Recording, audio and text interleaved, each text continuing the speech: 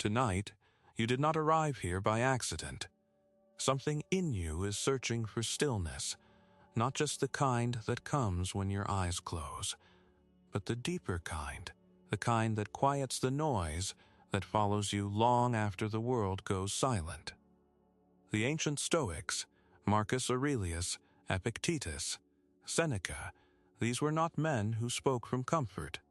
They spoke from war, from loss, from chains, from grief, and still they found an unshakable peace within. Over the next 2 hours, their wisdom will accompany you like a whisper beneath the darkness. You do not need to memorize every word. You do not need to understand it all at once. Simply listen and allow these timeless teachings to clear your mind the way still water reflects a sky without clouds. This is your refuge. Let it begin. The Stoics were not philosophers who sat in comfortable lecture halls, theorizing about a world they had never truly tested. They were men forged in the harshest conditions the ancient world could produce. A slave who was beaten, who had his leg broken by his master and reportedly said, "Calmly, you will break it," and when it snapped, said, "Did I not tell you?" An emperor who watched 3 of his children die before him, who commanded armies across frozen rivers while writing private notes to himself, reminding him to be patient, to be kind, to stay humble. A statesman who was exiled twice, who accumulated great wealth, and was then ordered by a paranoid ruler to open his own veins. These were not men speaking from theory. They were speaking from the wreckage of real lives, and the fact that their words still reach us, still land with weight, still feel precise and true in the middle of a sleepless night, is one of the most quietly astonishing facts in the entire history of human thought. Stoicism was born in Athens around 300 BC, founded by a man named Zeno of Citium, a Phoenician merchant who survived a shipwreck off the coast of Greece and, having lost nearly everything, wandered into a bookshop where he began reading the works of Socrates.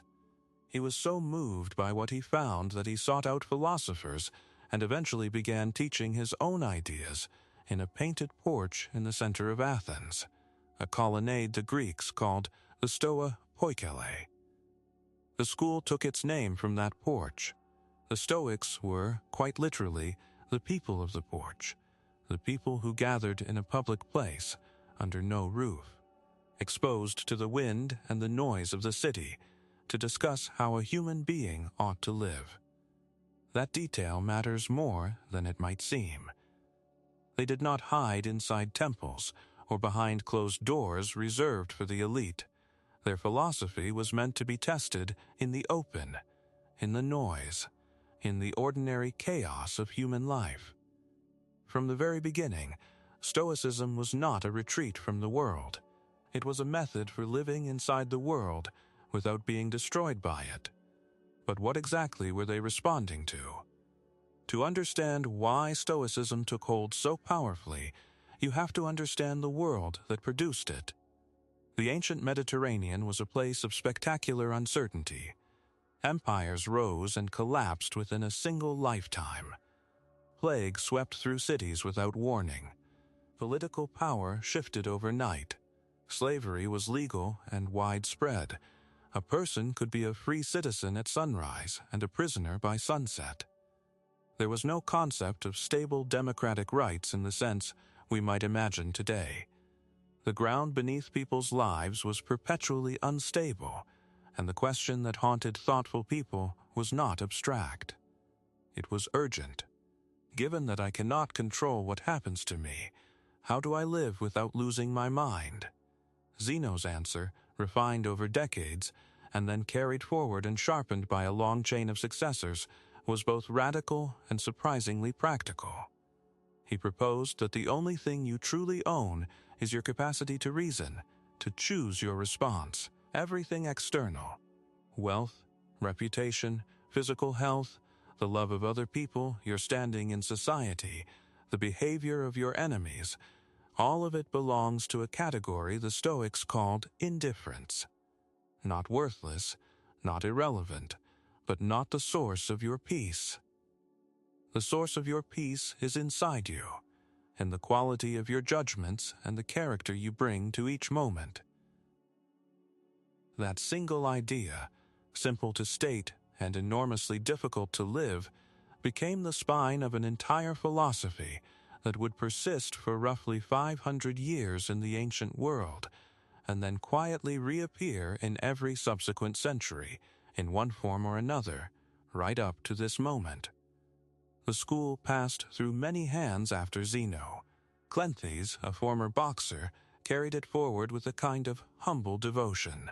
Chrysippus, one of the most prolific writers of the ancient world, built out the logical and physical framework of Stoic thought with hundreds of texts, almost none of which survived. What survived instead were the three great late Stoics, three men whose lives could not have been more different from one another, and yet whose writings form a kind of single sustained conversation across generations.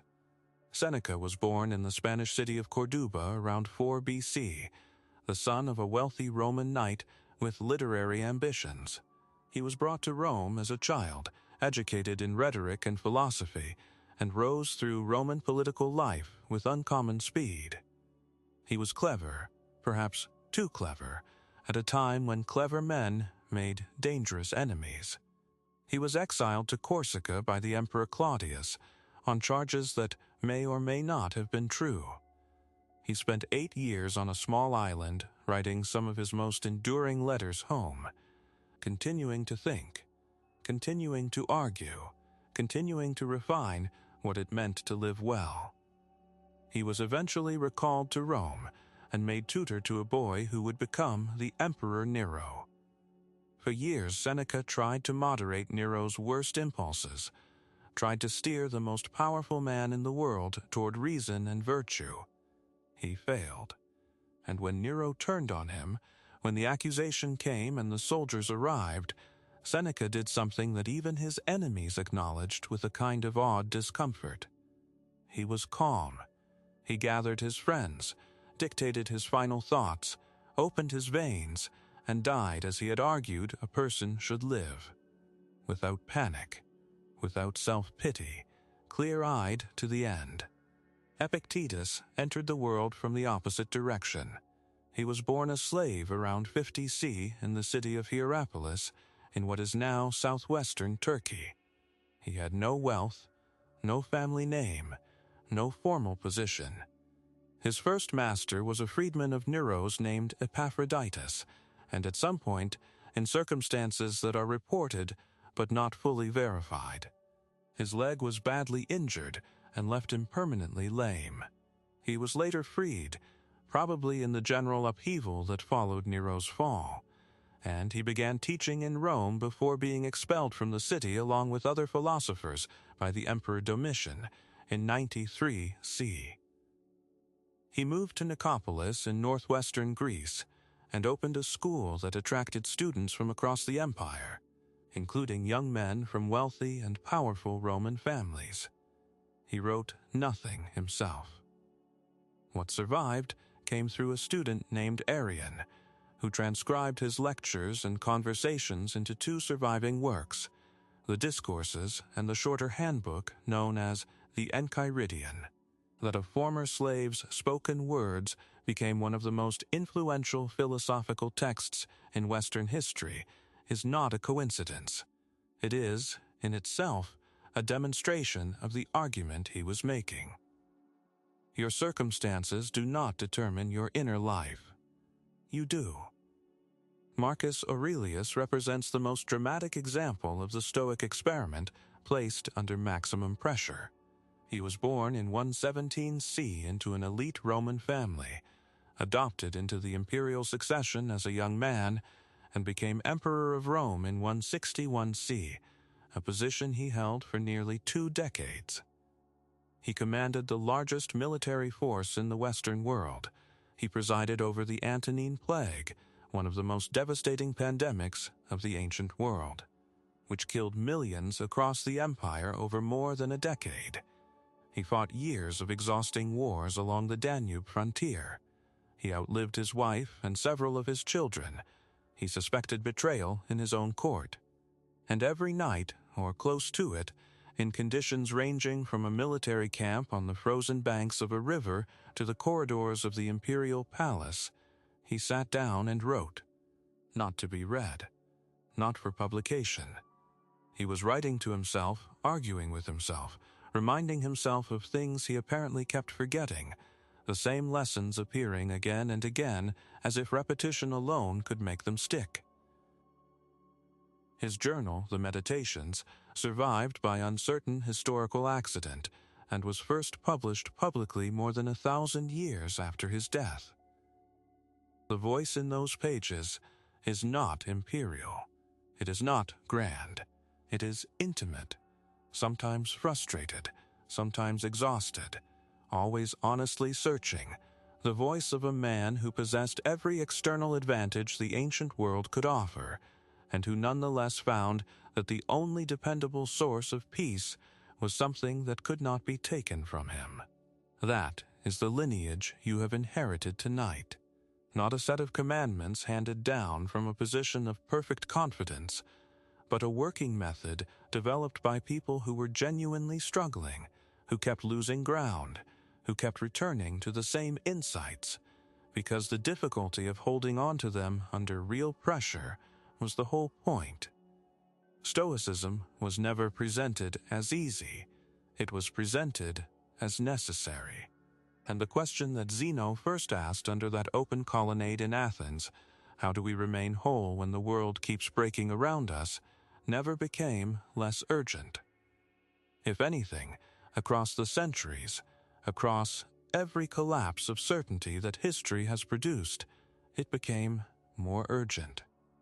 Which is why you are here now, not because these ideas are old, but because the pressure that produced them has not gone away.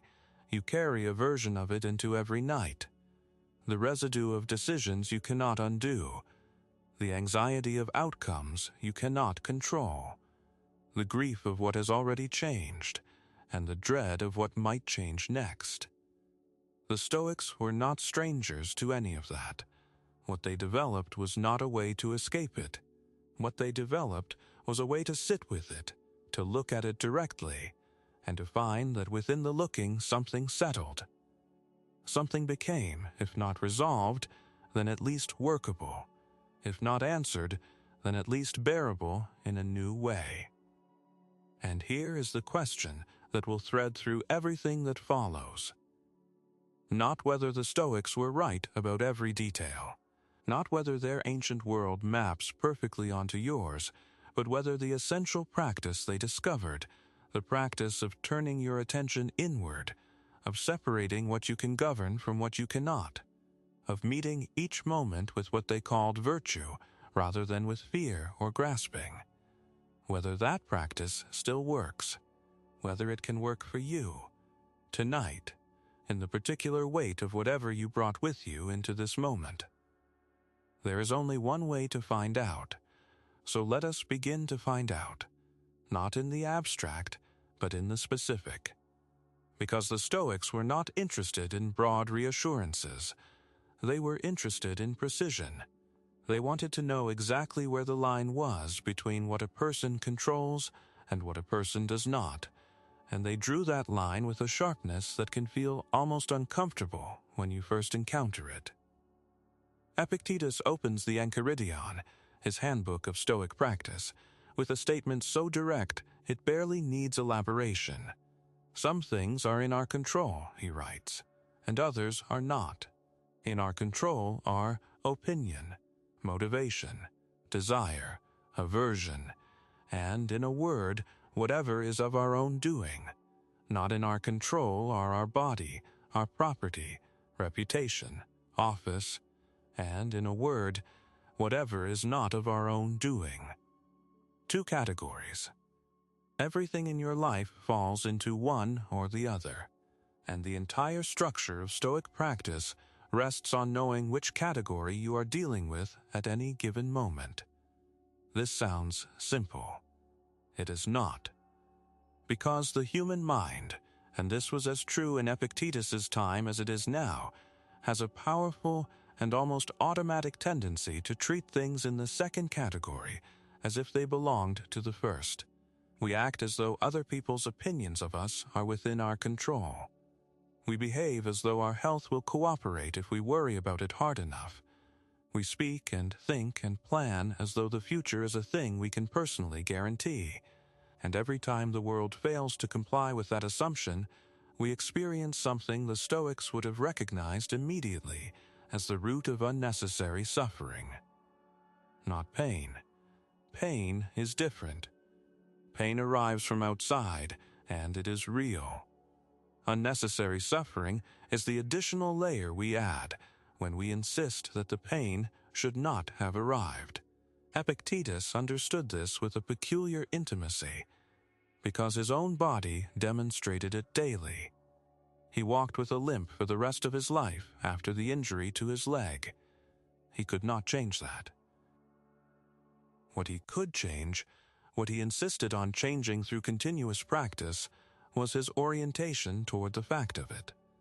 He did not pretend it did not matter. He did not perform some theatrical serenity.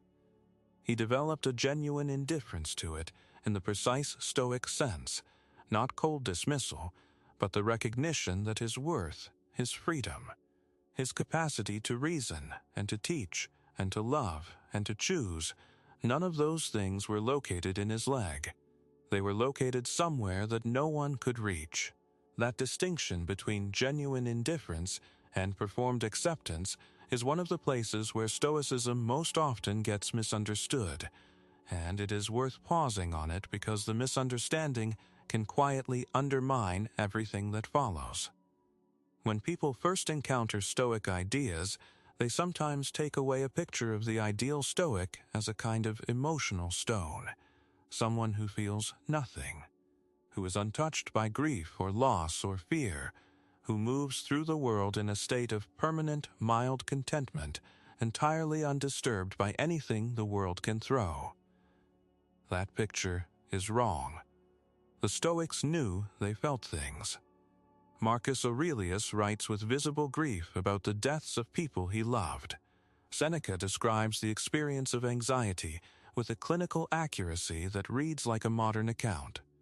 Epictetus speaks about the pull of desire and anger from the inside, as someone who felt them. What they were arguing was not that you should not feel, but that you should not be governed by what you feel. The feeling is not the problem. The problem is mistaking the feeling for a verdict on reality, treating your fear as evidence that you are right to be afraid, treating your grief as proof that the thing you lost should not have been lost, treating your anger as a license to stop reasoning. Seneca spent years trying to explain this to people who found it counterintuitive, and his letters, written in the last years of his life to a younger friend named Lucilius, are among the most honest documents in the Stoic tradition, precisely because Seneca did not pretend to have solved the problem. He was still working on it. He writes in one letter that he can feel his own mind pulling toward anxiety about things he cannot change, and he catches himself, and he writes the catching down. That is the practice, not the achievement of perfect calm, but the repeated act of noticing when you have been pulled off center and returning. The Stoics called this returning prosoke, a Greek word that means attention, or watchfulness over oneself. It was considered the most fundamental of all Stoic practices, more foundational even than any specific lesson or teaching, because here is what the Stoics discovered, and this is the turn in their thinking that separates them from philosophers who simply argued about ideas. The knowledge of what is and is not in your control is not useful if it stays in your head. It has to become something more like a reflex. When Seneca says, somewhere in his letters, that he reminds himself of these things every single day, not because he has forgotten them, but because the mind forgets them under pressure, he is describing the gap between understanding something and having actually trained yourself to act on it. You can know that other people's opinions are not within your control and still spend an entire evening in emotional devastation because someone said the wrong thing about you. The knowledge did not help in that moment because the moment arrived faster than the knowledge could respond. The practice is what builds the speed. The practice is what makes the knowledge available when you need it, which is always in real time, never in calm retrospect. Marcus Aurelius is in some ways the most striking evidence for this. He was arguably the most educated man of his era. He had studied philosophy since childhood. He had access to every teacher, every text, every resource the Roman world could offer. And yet his meditations are full of reminders that sound almost desperate in their repetition. He tells himself to stop caring what other people think, again and again, across different books of the journal. He reminds himself that time is short, in many different formulations. He returns repeatedly to the idea that the present moment is all that actually exists, as if he kept drifting away from it and having to find his way back. He was not a failure. He was demonstrating exactly what the practice looks like when it is honest. It is not a destination you reach. It is a return you keep making. And that return, that repetition, that willingness to come back to the same insight after failing to hold it, is where the philosophy becomes something more than philosophy. It becomes a way of being in a body, in time, under pressure. It becomes a way of waking up in the night when the mind is spinning and having somewhere to direct your attention. It becomes, if you stay with it long enough, a kind of home you can locate even when everything around you feels unfamiliar. Which is exactly where the Stoic tradition ran into something it had not fully anticipated. Because practicing this kind of attention, this kind of return, is genuinely difficult in isolation. Zeno had his porch, Epictetus had his school, Seneca had his letters, Marcus had his journal. Each of them found a form, a structure, a practice of putting the ideas into words and returning to those words when the mind lost its footing. And each of them, in different ways, made the same discovery. The ideas work best when they are repeated not as intellectual arguments, but as spoken reminders, as rhythmic returns, as the kind of quiet repetition that reaches the part of the mind that is not fully awake, the part that operates below argument, below analysis, closer to the body than to reason. Seneca wrote this most explicitly when he described the value of reading and rereading the same passages, not to extract new information, but to let the words do something different each time, to let them work on you the way water works on stone, not by force, but by return. He said that a person should identify a handful of sentences, true and tested sentences, and carry them the way a traveler carries provisions. Not to show anyone, not to impress, simply to have them available when the terrain gets difficult. Tonight, you are in that terrain. You have been for a while, perhaps longer than you have named it. And the question the Stoics would ask you is not whether you have suffered. That is assumed. The question is what you are doing with your attention right now. Because that, and only that, is yours. Everything else is in motion. Everything else is uncertain. But the direction of your attention at this particular moment is something no one can take from you, and no circumstance can redirect without your participation. That is not a small thing. In the world the Stoics were describing, in the world you are actually living in, it is almost everything. And it is where the practice begins. Not in principle, but in the body. Not in argument, but in breath. Not in the future, but exactly here, where you are already. The breath is not a metaphor. This is the first thing the Stoics want you to understand about the practice, and it is the thing most likely to be overlooked by people who approach their philosophy as an intellectual system. When Epictetus talked about the space between stimulus and response, that space where choice lives, he was not describing something that exists only in theory. He was describing a physical gap, a moment in the body before the reaction fires, before the mouth opens, before the hand moves, before the story begins. And the breath is the most reliable way into that gap that any human being has ever discovered.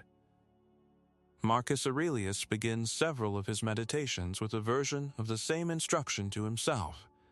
Before you do anything, before you say anything, before you decide anything, stop. Notice that you are breathing. Notice that you are here. He frames it differently in different entries, but the core gesture is the same, a deliberate interruption of automatic response.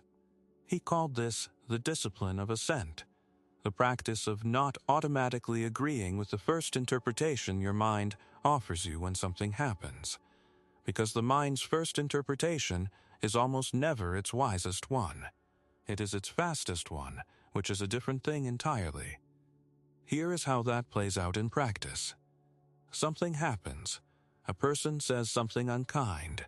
A plan falls through. Your body registers a signal, the tightening of the chest, the flush of heat, the quickening of breath. And in the very next fraction of a second, before you have consciously chosen anything, the mind produces an interpretation. This is a threat. This is an insult. This is proof that things are going wrong. And attached to that interpretation comes a recommendation for action. Defend yourself. Withdraw. Panic. Retaliate. The Stoics called these first automatic impressions phantasiae, a Greek word that means appearances or presentations. The key Stoic insight about phantasiae is that they are not the same as the facts. They are the mind's rapid rendering of the facts, shaped by habit, by fear, by the particular lens you have been carrying without examining it. The discipline of assent means catching yourself at the moment of the first impression and refusing to simply go along with it. Not because it is necessarily wrong. Sometimes the mind's fast read is accurate, but because you have not yet verified it. You have not yet looked. And if you act on an unexamined impression, you are not acting freely. You are being triggered. The Stoics would say you are being enslaved, not by another person, but by your own unquestioned mental habit. This is why Epictetus, whose life gave him every reason to feel permanently at the mercy of external forces, insisted so forcefully that freedom was primarily an internal condition. He had been owned. He had been physically controlled. He had had no say in where he lived or what he did for years. And yet he argued from inside that experience that his master had never touched the part of him that mattered most, the part that chose how to interpret what was happening, the part that decided what it meant, the part that selected a response. No one, he said, can compel the will. They can compel the body. They can compel behavior under threat. But the act of genuine consent to an interpretation, the moment when you say, yes, this is what this means, and yes, this is what I should do about it, that moment is yours. Always, even in chains. That argument is either the most liberating thing you have ever heard, or it sounds like a justification for accepting intolerable conditions without protest. This tension is real, and the Stoics were aware of it. Seneca addresses it directly in his letters when he distinguishes between acceptance and passivity. Acceptance, in the Stoic sense, is not a political program. It does not tell you that injustice is fine, or that you should not work to change what can be changed. What it tells you is that the first work, the prerequisite, is internal. You cannot act wisely from a place of reactive panic. You cannot make good decisions when your mind has been seized by an unexamined impression and is operating on automatic. The calm is not the destination. The calm is the ground from which effective action becomes possible. Seneca spent years circling this distinction from different angles, and the letters to Lucilius record the circling in real time. In one letter he writes that he is trying to make progress, not to arrive. He uses the Latin word proficiens, the one who is making progress, the one who is on the way, as distinct from the sapiens, the fully wise person, who the Stoics generally treated as a theoretical ideal rather than a description of any actual human being they knew. This is a significant admission. The Stoic tradition, as actually practiced by its most serious practitioners, was not a tradition of achieved perfection. It was a tradition of committed imperfection moving in a direction. The direction mattered more than the position, and the direction had specific, concrete practices attached to it. This is the part of Stoicism that tends to surprise people who know the philosophy only from quotations. The Stoics were methodical. They designed exercises the way a physician designs a treatment regimen, not to make you feel better in the moment, but to change the underlying condition over time. One of the most important of these exercises has a Latin name that sounds alarming when you first hear it: premeditatio malorum, the premeditation of evils. The practice is exactly what it sounds like. You deliberately imagine, in some detail and with genuine attention, the bad things that could happen. You imagine losing what you have. You imagine the failure of what you are hoping for. You imagine the people you love being gone, not as a form of morbid self-torture, not as an exercise in despair, but as a way of testing in advance whether you have correctly identified where your peace actually lives. Because if you find, during the meditation, that the imagined loss completely destroys you, that is information. It tells you that you have been treating something in the external world as the source of your well-being, something that is, by definition, not within your control. Seneca practiced this regularly and wrote about it. He would periodically set aside time to live as if he had very little. He would eat simply, dress simply, reduce his circumstances voluntarily, not to prove anything to anyone, but to verify from the inside that he could still function, still think clearly, still feel the things worth feeling, without the things he normally had around him. He reported that after these periods of voluntary simplicity, he actually felt more secure, not less, because he had discovered by direct experience, not just by argument, that the source of his stability was not his wealth or his reputation. It was something that remained when both were removed. Marcus Aurelius's version of this practice is scattered throughout the Meditations in the form of a recurring instruction he gives himself to look at things as they actually are, without the layer of meaning his mind automatically adds. He has a passage where he describes looking at expensive food and telling himself what it actually is, the cooked flesh of an animal, before his mind can add the overlay of luxury and pleasure. He applies the same reduction to fame, to power, to desire of every kind. Not to destroy the enjoyment of things, he is careful to say, but to stop being enslaved by the enhanced version of things that his imagination produces. The imagination inflates. The practice deflates, carefully, deliberately, returning you to the actual object, the actual situation, stripped of the stories you have been unconsciously telling yourself about it. But here is where the practice runs into something the Stoics did not fully resolve, and it is worth being honest about it. Not all imagination is inflation, not all interpretation is distortion. Sometimes the story your mind tells about a situation is not an automatic error, but a genuine perception, a recognition of meaning that is real, even though it is not strictly material. When Marcus writes about the grief he felt losing people he loved, He does not apply the deflationary exercise to that grief. He does not reduce his dead child to biological matter and tell himself it means nothing. He sits with the grief. He acknowledges the loss as a loss. The Stoic tradition is not asking you to feel nothing. It is asking you to be honest about what is actually yours to feel, and what is an added layer of suffering you have constructed on top of the original pain. That distinction between the pain that arrives and the suffering you add to it through resistance and interpretation is possibly the most important idea in the entire Stoic inheritance. And it is also the hardest to hold in practice, because in the moment they feel identical. The pain arrives and the suffering is already layered on top of it before you have had a chance to intervene. Which is exactly why the Stoics were so insistent on the practice being daily, being habitual, being a form of training that operates below the level of conscious decision.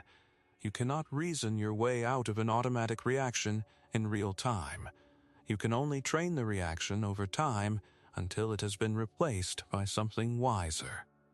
And this is where the inquiry deepens into territory that even the Stoics found uncomfortable. Because if the goal is to train your automatic responses, to replace reactive patterns with something more considered, then you need to know something about where those reactive patterns came from in the first place. You need to understand not just what to do differently, but why you have been doing what you have been doing. And that question, that turned toward the source of the pattern rather than just its surface expression, is one the Stoics gestures toward repeatedly, without ever fully entering.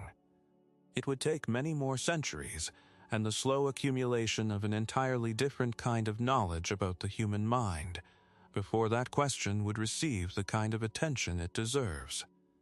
But even the gesture matters. Even the recognition that your suffering is not simply caused by what happens to you, but by something in between what happens and how you respond. That recognition alone changes the landscape of what is possible. That space between what happens and how you respond is the most contested territory in the entire Stoic tradition. Every major practitioner found it differently, described it differently, and struggled with it in ways that were specific to their own particular life. But they all agreed on one thing. The space exists. It is real. And it is the only place where freedom actually lives. The Stoics had a technical vocabulary for what fills that space when it is not yet under your governance.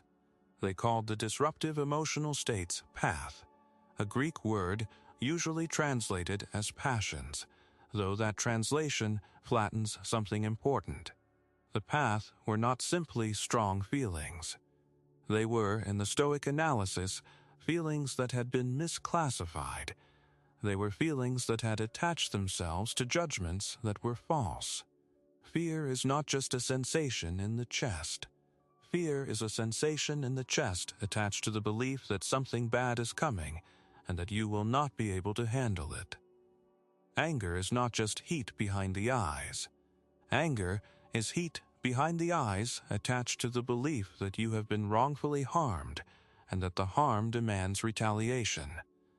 Excessive desire is not just wanting something. It is wanting something attached to the belief that your well-being depends on getting it. In each case, the feeling is real. The Stoics never denied the feeling. What they challenged was the judgment underneath it. Because if the judgment is false, the feeling is, in their language, a disturbance, something that pulls you away from clear perception and rational action rather than toward it. And false judgments are worth correcting, not by suppressing the feeling, but by examining the claim underneath it. This is a genuinely radical move. It says that emotional suffering, to a significant degree, is not something that happens to you. It is something you are participating in, at the level of belief, which is either a liberation or an accusation, depending on how you receive it. The Stoics intended it as a liberation. You did not ask for the false belief. You inherited it, absorbed it, built it from experience without full awareness of what you were building. But once you can see it as a belief, a claim about reality that can be examined, then it is no longer simply a fate. It is a problem you have some capacity to address. But here is where the Stoic analysis began to encounter its own pressure. Because not all emotional states fit neatly into the category of disturbance. The Stoics recognized this. They had a second category, the eupatheiai, usually translated as good emotions or good passions, emotional states that were not disturbances but expressions of correct judgment. Joy, for instance, not as a reaction to getting what you wanted, but as a stable background sense of alignment with your own values and nature. Caution, not as fear of a specific bad outcome, but as considered attention to genuine risks. Rational wishing, wanting things that are genuinely good for you, rather than frantically grasping after things that seem good only because of some distorted judgment. These good emotional states were not cold. They were not the absence of feeling. They were feeling in its correct form, feeling that had been educated by practice and by honest examination of what is actually worth wanting, what is actually worth fearing, what is actually worth protecting. Epictetus taught that the goal of the practice was not to become emotionally flat, but to become emotionally accurate. The person who has done the work does not feel less. They feel more truly. And what do they feel, exactly, when they have done the work? The Stoics were surprisingly specific about this. The central positive emotional state they identified was what they called euthymia, usually translated as tranquility or good spirits, but the original Greek carries something warmer than either of those English words suggests. It is closer to a settled aliveness, a being at home in oneself, a sense that you are living in accordance with your own deepest nature rather than against it. Seneca wrote an entire essay on euthymia, trying to capture what it actually felt like from the inside, as distinct from how it looked from the outside. He described it as a kind of evenness, not the flatness of someone who has given up, but the evenness of a sea that has found its level after a storm. The surface moves. The depths do not. But reaching that evenness required confronting something the Stoics found in their own practices that they could not easily explain away. The confrontation between the philosophy's demands and the reality of human nature at its least cooperative. Because the practice of examining your judgments, of catching yourself at the moment of automatic response and choosing differently, requires a particular kind of cognitive capacity that is not equally available to everyone at all times. It requires, specifically, the capacity to step back from your own experience and observe it while it is happening. And that capacity, as anyone who has tried it knows, is easiest to access when you need it least, and hardest to access when you need it most. Marcus Aurelius returns to this problem throughout the Meditations with a persistence that reads almost as frustration. He knows the philosophy. He has known it for decades. He is not lacking in intelligence or in genuine commitment to the practice.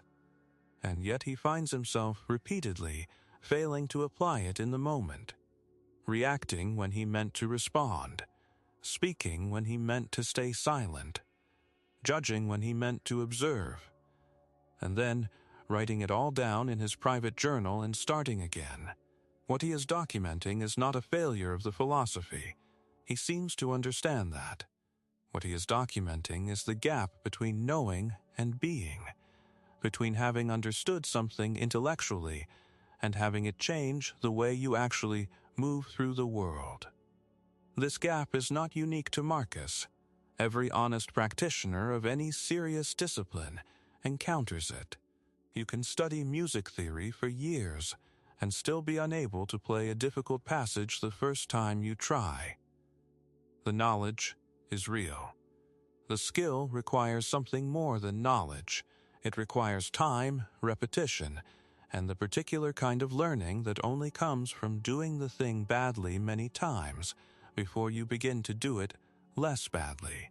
The Stoics understood this about their practice, which is why Epictetus in particular was so insistent that philosophy was not primarily a theoretical enterprise. He was impatient with students who came to him to debate ideas, and openly contemptuous, in his recorded lectures, of people who confused the ability to talk fluently about Stoic principles with the ability to live them. That confusion, he said, was one of the most common forms of self-deception available to the educated person. And then there is the question of what happens to the practice under conditions of genuine extremity, not the ordinary difficulty of a frustrating day or a disappointing outcome, but the kind of extremity that strips away every resource except the most fundamental. Epictetus had faced that in his years as a slave. Seneca faced it at the end of his life. Marcus faced a version of it during the Antonine Plague, when the people around him were dying in numbers that no philosophical preparation could have fully anticipated, and when the decisions he made directly affected the survival of millions of people he would never meet. The plague arrived in the Roman Empire around 165 C, carried back from the east by soldiers returning from a military campaign. It spread rapidly through the empire over the following 2 decades, killing an estimated 5 million people by some historical estimates, though the actual numbers remain deeply uncertain. Rome itself was hit severely. Marcus was emperor through the entire course of it. He administered emergency grain distribution to the poor. He organized medical responses. He sent doctors, including the famous physician Galen, to infected areas. He also kept writing in his journal, and the entries from those years carry a weight that is different from the earlier ones. He is still practicing. He is still instructing himself in the same principles. But the instructions have an urgency to them that is more visible than before. In one passage from what scholars believe are his later years, he writes something that has been translated many different ways, but which in essence says this: "If you are troubled by anything external, it is not the thing that troubles you, but your judgment about it, and it is in your power to erase that judgment at this moment." This is standard Stoic doctrine. He has said versions of it before. But immediately after, he writes something rarer. He says that the things outside himself are not within his nature. They stand apart from him. They know nothing of him, and they have no relationship with him. He is reminding himself of the boundary between what he is and what the world is doing. Not as a comfort, not as a way of escaping the magnitude of what is happening, but as a method of maintaining the capacity to act. Because if the suffering of millions enters him without a boundary, he becomes useless. The boundary is not callousness. It is the precondition for effective care. This is possibly the most misunderstood aspect of Stoic detachment. From the outside, the person practicing Stoic equanimity in a crisis can look indifferent. They are not running in circles. They are not visibly overwhelmed. They continue to make decisions, to eat, to sleep when possible, to speak in measured sentences, and someone watching from outside might mistake that composure for not caring. But Marcus makes clear in his private writing, which was never intended to be read by anyone, that the composure was not absence of feeling, it was structured feeling. It was feeling that had been given a container so that it could continue to function rather than collapse under its own weight. That distinction matters enormously for what this practice means when you try to bring it into your own life. Because if you believe that Stoic equanimity requires you to stop caring, you will either fail at the practice or succeed at a version of it that costs you something essential. You will become genuinely detached in a way that the Stoics never intended and never modeled. None of the 3 great Stoics were unloving people. Seneca's letters to Lucilius are among the warmest documents in ancient literature. Marcus writes with unmistakable tenderness about the people he lost. Epictetus taught with a ferocity that makes no sense unless you understand that he genuinely wanted his students to be free. The love was not in conflict with the practice. The love was part of the reason for the practice, and this is what begins to shift when you look carefully at the three of them together, as a tradition rather than as individual thinkers. The practice is not about becoming a person who is less affected by the world. It is about becoming a person who can be fully affected by the world without being destroyed by the affecting. The difference between those two things is everything. But there is a question that none of them fully answers, one that sits underneath all of it and refuses to go away quietly, and it concerns what happens when the practice meets a form of suffering for which the philosophical tools were simply not designed. The form of suffering for which Stoic tools were not fully designed is grief. Not grief in the abstract, not grief as a philosophical problem, but grief as a lived experience that does not respond to argument. And the reason this matters so much is that the Stoics themselves knew it, and what they did with that knowledge changes everything about how their philosophy should be read. Seneca wrote 3 texts known as the Consolations, letters of philosophical comfort addressed to people who had lost someone they loved. The first was written to his own mother Helvia during his exile in Corsica. The second was addressed to a freedman named Polybius who had lost his brother. The third, the most famous, was written to a woman named Marcia, whose son had died 3 years before the letter was composed. In each of these texts, Seneca does something that sits in a complicated relationship with the rest of his philosophical work. He applies Stoic arguments to grief. He reminds the bereaved that death is natural, that the person they loved does not suffer in death, that the time they had together was a gift and not an entitlement. These are recognizable Stoic moves, and they are meant to help. But then, in the letter to Marcia, he does something that tends to be undernoticed. He admits, carefully and with evident discomfort, that the arguments are not sufficient. He says that he knows reason can only do so much. He says that grief has a season, and that trying to cut the season short through argument alone does violence to the mourner rather than healing them. He recommends a middle path, not the extinguishing of grief, which he says is impossible and would be inhuman if it were possible, but the gradual softening of grief over time, with philosophy as a companion through the process rather than a cure that ends it. This is a significant departure from the harder line that the Stoic framework might seem to imply. If all suffering is ultimately a matter of false judgment, then the correct philosophical move would be to correct the judgment and watch the suffering dissolve. But Seneca does not say that. He does not tell Marcia that her grief for her son is a mistake in reasoning that she should simply correct. He acknowledges that she loved her son, that the love was real, that the loss is real, and that the pain is therefore real in a way that deserves to be honored before it can be gently transformed. The pivot here is not that Seneca was inconsistent. It is that he was more honest than a simplified reading of Stoicism would require him to be. The harder version of the philosophy, the version that gets summarized as "just control your judgments and you will be fine," was never the full picture even for the people who founded and developed it. They knew that human beings are not purely rational animals who happen to have emotions. They knew that some experiences, particularly the loss of people who are genuinely loved, engage parts of us that reason does not fully govern.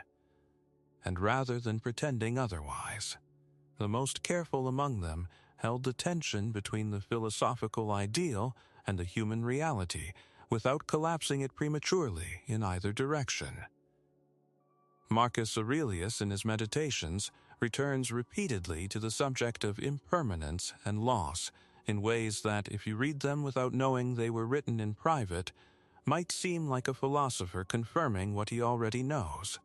but read in context, knowing that Marcus lost several of his children, knowing that he was writing during a plague that killed people around him continuously for years. The entries take on a different quality. He is not confirming what he knows. He is fighting for it. He is arguing himself, with evident effort, back to a position of equanimity that keeps slipping away from him. In one of the most striking passages, he tells himself that he must not value things that belong to other people's judgment.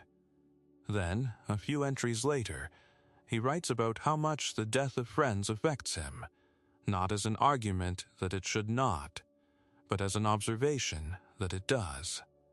He does not resolve the tension. He sits in it.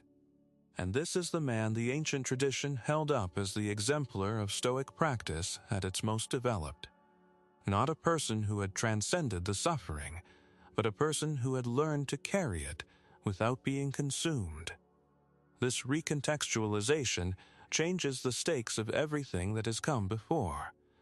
Because if you understood Stoicism as a system for achieving invulnerability, the discovery that even Marcus Aurelius was not invulnerable, that even Seneca acknowledged the limits of argument in the face of grief, that even Epictetus, who spoke with such fierce confidence about the freedom of the will, could be moved by human love in ways that did not fit neatly into his own categories, then the philosophy seems to have failed. It promised more than it could deliver. But if you understand Stoicism not as a system for achieving invulnerability, but as a practice for remaining present with suffering without being destroyed by it, then the evidence of their ongoing struggle is not a failure. It is a demonstration. They were not teaching from a position of completion. They were teaching from a position of committed practice, showing you what the practice looked like while it was happening, which is messier and slower and more honest than any claim of achieved mastery. This distinction reshapes every piece of Stoic writing in the tradition. When Marcus tells himself not to be troubled by external things, he is not reporting a condition he has already achieved. He is performing a practice in real time, using the act of writing as the discipline itself, returning his attention to where he believes it belongs, because his attention has just been somewhere else. When Seneca writes about the shortness of time with an urgency that runs throughout his letters, he is not speaking from serenity about the fact. He is using the writing to stay connected to a truth that keeps slipping out of focus for him. When Epictetus speaks with his characteristic ferocity about the freedom of the will, the sharpness of his language is not the sharpness of a man who has solved the problem. It is the sharpness of a man who knows exactly how hard the problem is, because he has been inside it. Once you see the tradition this way, you begin to notice something else. All three of them developed practices specifically designed to compensate for the gap between knowing and being, between understanding a principle and having it available when the mind is moving too fast for understanding to help. Seneca wrote letters. The act of writing to Lucilius, of shaping his thoughts into language addressed to another person, was itself a form of the practice. It required him to be present, to be precise, to account for his own reasoning in a way that internal thought does not always demand. The letters are not primarily a record of conclusions reached. They are a record of reasoning in progress, and in that sense they are the practice made visible. Epictetus's method was even more deliberately practical.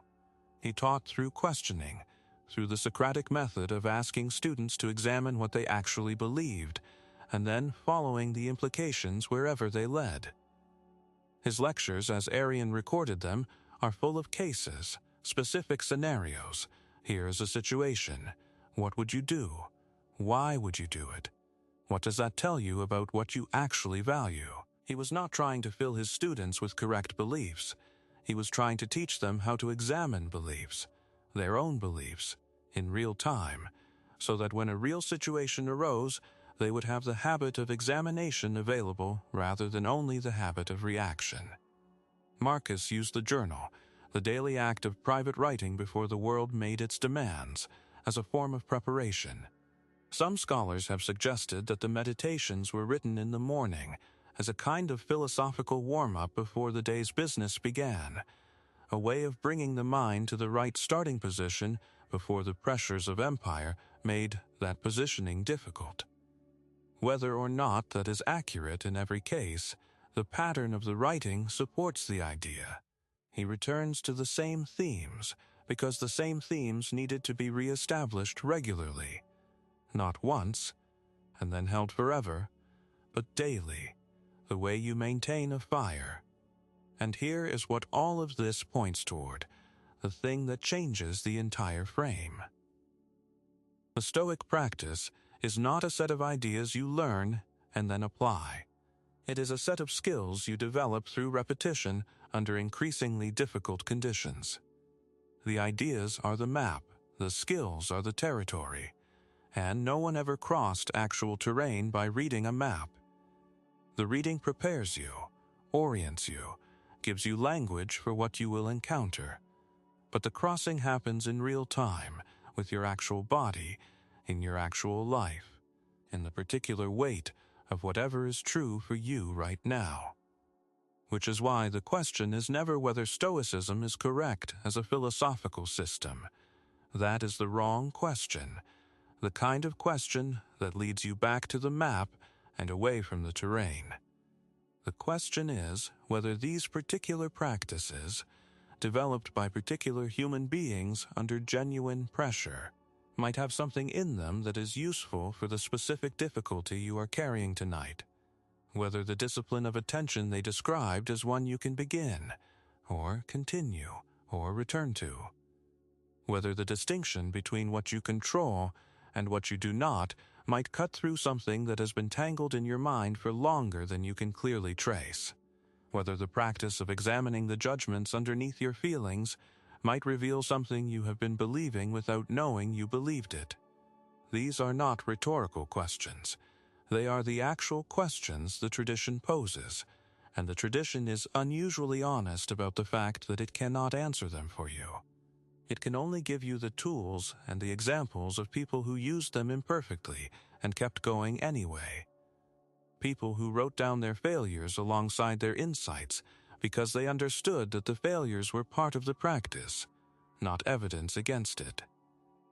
But there is something the tradition could not give you, something it did not yet know how to give, because the knowledge did not yet exist when Zeno taught in the painted porch, when Epictetus sat with his students in Nicopolis, when Marcus wrote in the light of an oil lamp somewhere on the northern frontier of his empire. And what was missing turns out to be crucial to understanding why the practice sometimes works immediately, and sometimes seems to work only slowly, and sometimes seems, despite genuine effort, to meet a wall. What was missing was an account of the body. Not the body as a philosophical problem, not the body as the seat of appetites to be managed, but the body as a system that stores experience in ways that conscious reasoning cannot always reach. The Stoics had the mind. They had a sophisticated understanding of how thought generates feeling and how examined thought can transform feeling. What they did not have, because no one in the ancient world had it, was a map of what happens below thought, in the nervous system, in the structures of the brain that process threat and memory and loss before the reasoning mind has even been informed that anything has happened. This is not a criticism of them. It is an observation about the limits of any knowledge system operating without tools that had not yet been invented. You cannot map territory you have no instrument to measure, and the instruments required to understand the biology of fear, the neuroscience of grief, the way traumatic experience reorganizes the nervous system's relationship to safety. Those instruments would not exist for nearly 2,000 years after Marcus Aurelius put down his pen for the last time. But something interesting happened in that long gap.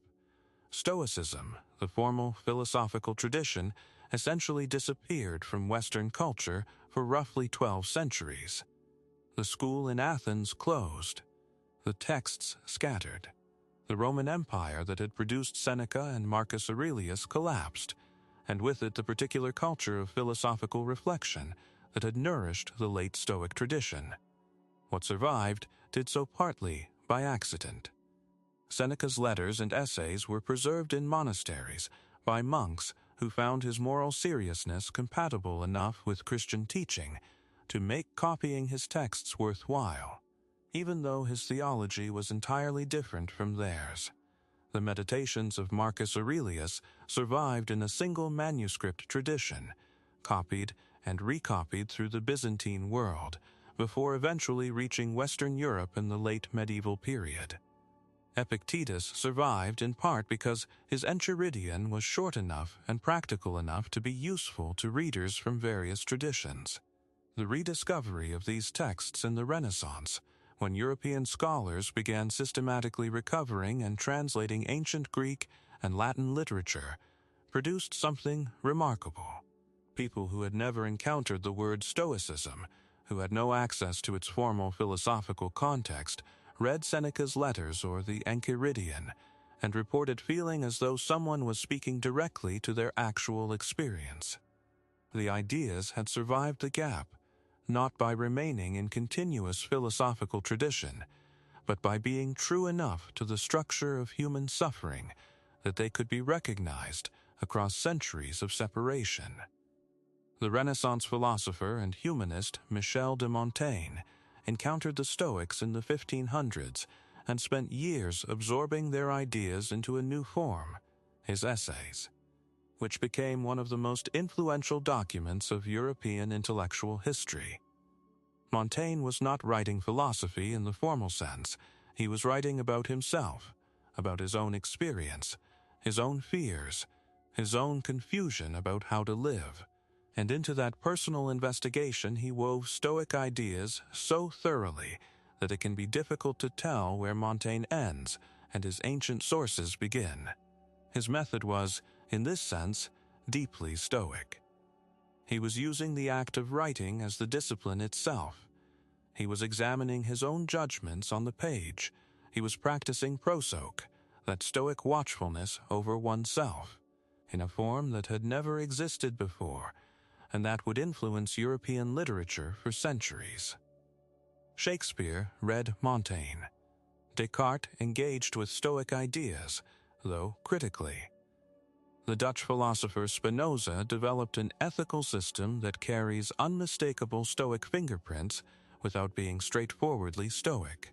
The ideas kept surfacing, kept being rediscovered, because the problem they addressed had not changed. How do you remain whole when the world keeps breaking around you? That question does not belong to any century. It belongs to the condition. But the re-emergence of Stoic ideas in the 20th century took a form that even the most prescient ancient thinker could not have predicted. It came not through philosophy departments or classical scholarship, though those contributed, but through the clinic. Through the treatment rooms where psychiatrists and psychologists were trying to understand why some people could not recover from loss, from trauma, from the kind of suffering that ordinary reassurance could not touch. In the 1950s, a psychotherapist named Albert Ellis was working in New York with patients whose emotional disturbances did not respond well to the dominant therapeutic approaches of the time, which were primarily psychoanalytic in orientation and focused heavily on uncovering buried memories and unconscious conflicts. Ellis was observing something his theoretical framework was not fully prepared to explain. His patients were suffering not primarily because of what had happened to them, but because of specific things they were telling themselves about what had happened to them. They were operating with what he began calling irrational beliefs, rigid, absolutist demands about how the world must be, how they themselves must be, how other people must behave. And the suffering was not being generated by the events. It was being generated by the beliefs. Ellis named his approach rational emotive behavior therapy, and in its published articulations from the late 1950s onward, he was explicit about his debt. He cited Epictetus by name. He quoted the opening lines of the Enchiridion, "Some things are in our control and others are not," as the foundational insight from which his entire clinical method derived. He was not claiming that Epictetus had done everything. He was claiming that Epictetus had done something essential, that the recognition of the relationship between judgment and feeling was not a modern discovery, but an ancient one, that the therapeutic tradition was now in a position to systematize and apply with clinical precision. The implications of this were considerable, because it meant that the Stoic insight, the one the philosophers had developed through introspection and practice over centuries, was now being tested in a different kind of laboratory. Not the philosophical debate, not the private journal, not the teaching relationship between a master and his students, but the controlled setting of clinical treatment, where you could measure outcomes, compare approaches, observe what worked and what did not across large numbers of people with similar presenting difficulties. What the clinical evidence showed, as it accumulated over the following decades, was that the Stoic derived approach worked. Not universally, not for every presentation, not as a complete substitute for everything else, but for a substantial range of the most common and most debilitating emotional difficulties that human beings experience. The practice of identifying and examining the beliefs underneath the feelings, and then testing those beliefs against reality, rather than simply accepting them as given, produced measurable, durable improvement in people's lives. Aaron Beck, working at roughly the same time as Ellis but from a different starting point, developed what he called cognitive therapy, which would eventually become cognitive behavioral therapy, now one of the most widely practiced and extensively researched therapeutic approaches in the world. Beck arrived at his central idea through clinical observation rather than philosophical reading, but the structure of his model maps almost exactly onto the Stoic account of how suffering works. Events do not directly cause emotional distress. The distress is mediated by the interpretation. Change the interpretation, and you change the response. Beck called these mediating interpretations automatic thoughts, a term that resonates strongly with the Stoic concept of phantasiae, those first rapid impressions that arrive before examination. The convergence was not coincidental.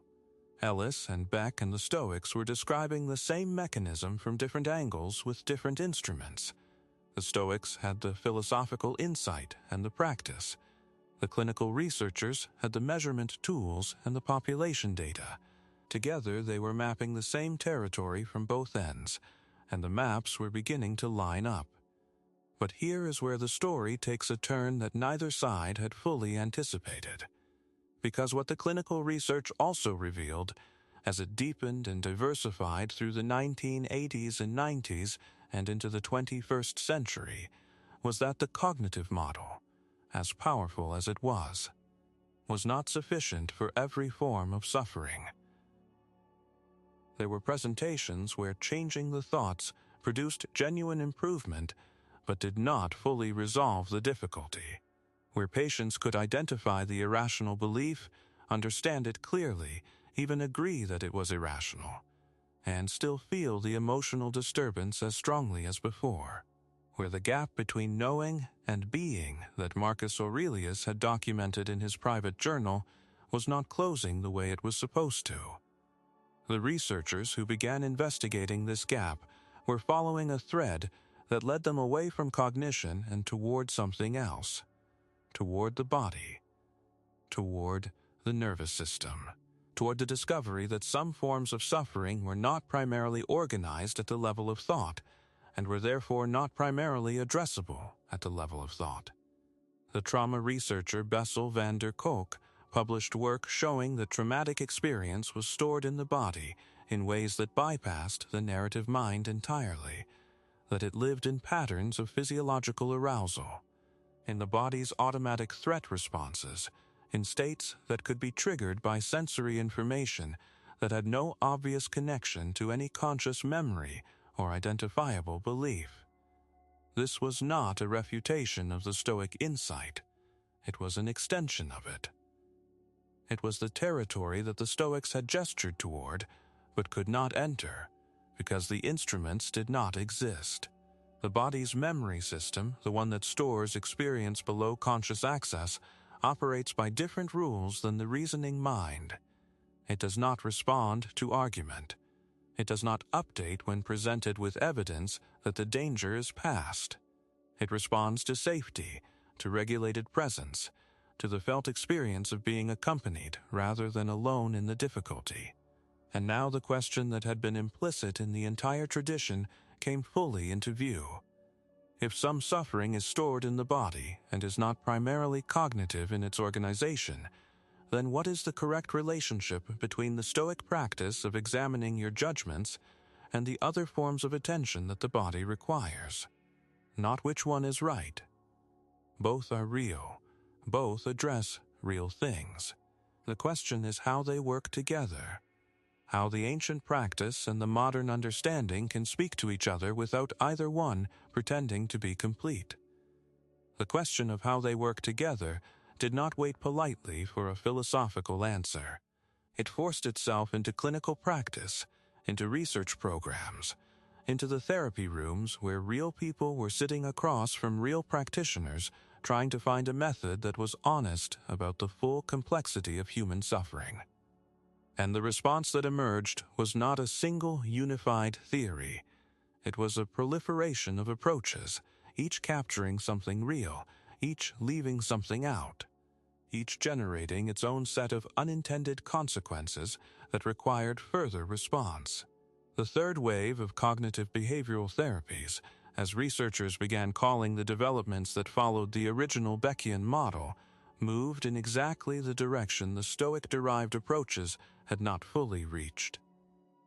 Mindfulness-based cognitive therapy, developed by Zindel Siegel, Mark Williams, and John Teasdale in the late 1990s, drew explicitly on Buddhist contemplative practices to address a specific problem the earlier cognitive approaches had not solved.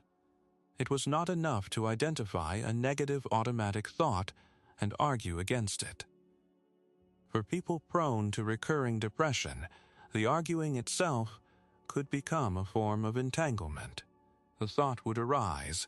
The person would begin the cognitive work of examining and disputing it, and the disputing would keep the thought active, would give it energy, would create a kind of recursive loop in which trying to think your way out of a mental state kept you inside it. The mindfulness-based approach offered a different instruction: not examine the thought, not argue with it, observe it without engaging it.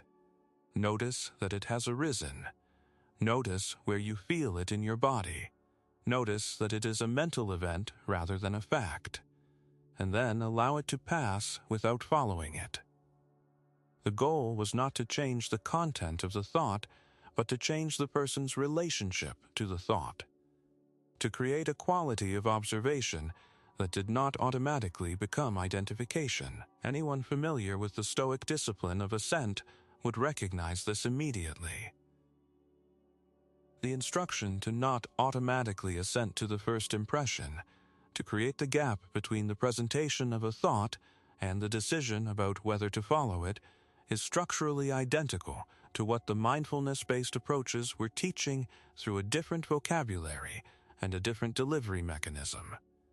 But the clinical researchers had arrived at this instruction through measurement, through the accumulation of evidence about what happened neurologically when people practiced sustained non-judgmental observation of their own mental states. The brain imaging studies that began appearing in the first decade of the 21st century showed that mindfulness practice produced measurable changes in the prefrontal cortex and the amygdala, the structures involved in the regulation of the threat response, and those changes were durable. They persisted after the practice period ended. The practice was, in the most literal neurological sense, changing the organ. This was the kind of evidence the ancient Stoics could not have had, and would have found extraordinarily interesting if they had. Marcus Aurelius's repeated instruction to himself to train the mind was, in light of this data, not merely metaphorical. The training he was describing was a form of genuine physical change, a reshaping of the brain's habitual response patterns through deliberate, sustained practice. The impermanence he kept returning to in his meditations was not just a philosophical position. The mind he was writing about was itself in flux, being altered by the very act of the writing, being trained by the exercise even as the exercise described the training. But here is where the proliferation of approaches began generating its own complications, because the evidence for what worked was accumulating faster than any single theoretical framework could accommodate, and the attempt to integrate everything into a coherent picture was producing results that were impressive in parts and unsatisfying as a whole. Acceptance and commitment therapy, developed by Stephen Hayes and his colleagues, combined cognitive and mindfulness-based elements with a particular emphasis on identifying your core values and committing to action aligned with those values even in the presence of difficult thoughts and feelings. The Stoic resonance here was unmistakable. The four cardinal virtues of the Stoic tradition, wisdom, justice, courage, and temperance, are precisely a framework of core values toward which deliberate action is directed regardless of what the feelings are doing in any given moment. Hayes was not claiming a Stoic lineage for his approach, but the structural parallels were deep enough that scholars began drawing the connections explicitly.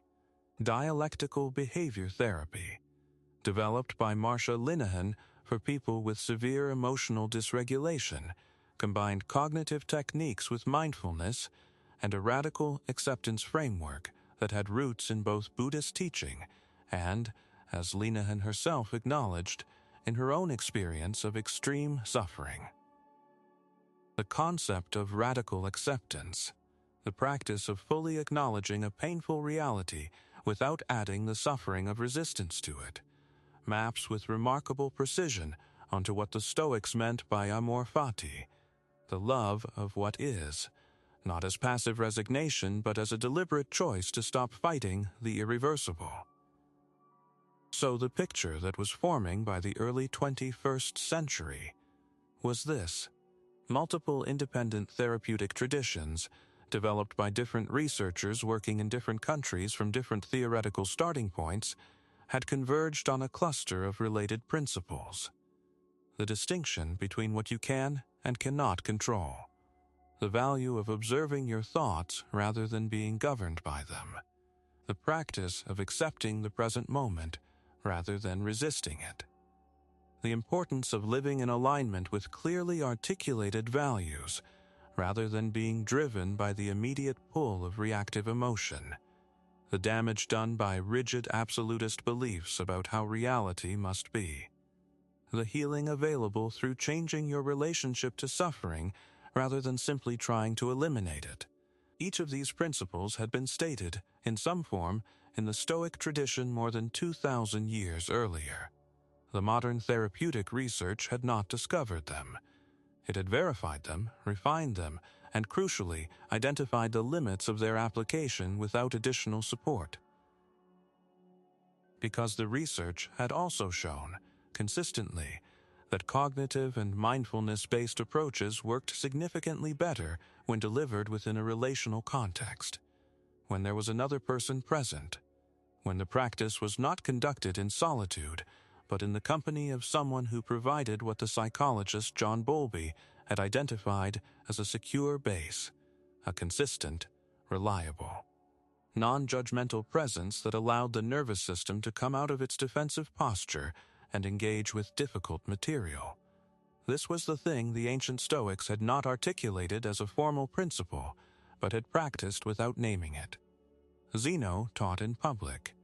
Epictetus's school was a community.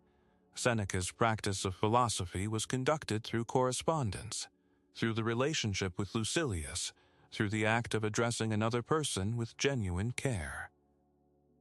Marcus wrote as if to himself, but the Meditations reads in places like a letter to a trusted friend, and scholars have speculated that he may have had teachers and companions whose influence shaped the writing even though they do not appear explicitly in its pages.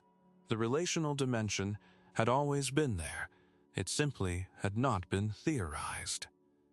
And when the clinical evidence made clear that it was not incidental but essential, that the healing effects of the practice were significantly amplified by the presence of genuine human connection, this created a problem for the way Stoicism was being transmitted and received in the modern world. Because the modern Stoicism revival, which gained significant momentum in the early 2000s through popular books, websites, and online communities, had largely stripped the philosophy of its relational context. The revival was real and in many ways genuinely valuable. Books exploring Stoic ideas through a modern lens reached large audiences. An annual event called Stoic Week, organized by academics at the University of Exeter in partnership with a broader team, invited tens of thousands of participants worldwide to practice Stoic exercises for a week and report on the results. The data collected from these exercises was not trivial. Participants reported measurable improvements in well-being, emotional resilience, and sense of purpose. The effect sizes were not enormous, but they were consistent and replicated across multiple years, and yet the context in which most people were encountering these ideas was solitary. A book read alone, a website visited at night, a podcast listened to during a commute. The practice being transmitted was real, but it was being practiced without the community of inquiry that Zeno's porch had provided, without the ongoing relationship between teacher and student that Epictetus had considered non-negotiable, without the regular correspondence of trusted voices that Seneca had relied on to stay honest with himself. The Stoic insight was reaching more people than it ever had in its history, and something about the way it was reaching them was making it less effective than it could have been, not because the insight was wrong, but because the transmission was incomplete. This created a second-order consequence that the revival's most enthusiastic advocates had not fully anticipated. People encountered Stoic ideas, found them genuinely resonant, began practicing them, and then found that the practice had limits they could not explain. They could examine their judgments. They could observe their thoughts with some detachment. They could remind themselves of the distinction between what they controlled and what they did not. And some of the time, this worked beautifully. The equanimity was real. The clarity was genuine. The capacity to respond rather than react was growing. But in the harder moments, particularly the moments involving grief, or the long residue of difficult early experience, or the kind of loneliness that is not solved by correct thinking, the practice met something it could not fully address. And because the philosophy as they had received it did not have a clear account of why this happened or what to do when it did, people concluded one of two things. Either they had failed to practice correctly, or the philosophy itself was insufficient. Both conclusions missed the actual answer, which was neither. The practice was sound. The transmission was incomplete. And what was missing was not a more sophisticated philosophical argument, but something more basic and more ancient than argument. The presence of another person who was genuinely there. The presence of another person who was genuinely there. That phrase carries more weight than it might seem at first, because it points to something that the modern world had been systematically dismantling at exactly the same rate it was popularizing the very practices that required it. And when you set these two trajectories against each other, the rediscovery of contemplative and philosophical practices on one side, the collapse of the conditions that made those practices most effective on the other, you begin to see the shape of a problem that is genuinely larger than any of its individual components. The epidemiological data on loneliness that emerged in the early 21st century was striking enough that the United Kingdom appointed a minister for loneliness in 2018, an act that would have seemed absurd to any previous generation and that required no explanation to the generation that witnessed it. Studies conducted in multiple countries showed that somewhere between 20 and 40% of adults reported feeling frequently or always lonely, with the numbers higher among young adults than among the elderly, inverting what most people would have predicted. A meta-analysis of studies on social connection published by researchers Julianne Holt-Lundstad and Timothy Smith found that lacking adequate social connection carried health risks comparable to smoking 15 cigarettes a day and was associated with a 26% increase in the likelihood of premature death. These numbers were not measuring philosophical insufficiency. They were measuring a biological reality. The human nervous system evolved in a social context. It expects at a basic physiological level to be regularly co-regulated by the presence of other nervous systems. When that co-regulation is absent, chronically absent, the system runs hotter, stays on alert longer, finds it harder to return to rest. The stress response, which exists to mobilize resources in the face of genuine threat, begins operating as if threat is the permanent condition, because in the absence of the social signals that tell it otherwise, it has no reliable evidence to the contrary. What this means for the Stoic practice, and for any practice of inner life conducted in isolation, is significant. The exercises the Stoics described were not designed to be performed by a nervous system that was chronically under-resourced by disconnection. The equanimity they described as the goal of the practice is not a state you can will yourself into when your nervous system is already operating in a state of sustained, low-level alarm. The examination of your judgments requires a kind of cognitive openness that is physiologically compromised when the background stress level is elevated. The prosoche, the watchful attention to your own inner life, requires a kind of settled presence that is genuinely harder to access when the body's alarm systems are running. Epictetus could practice the discipline of assent effectively because he was embedded in a community of practice. He was teaching every day, in relationship, in dialogue, with students who challenged him and whom he challenged. That social context was not separate from his practice. It was part of the substrate that made his practice possible. The same was true for Marcus Aurelius, whose life, for all its burdens, was densely relational. He was surrounded by people he trusted, and when he lost people he trusted, as the Meditations make clear, it cost him something significant and not easily replaced.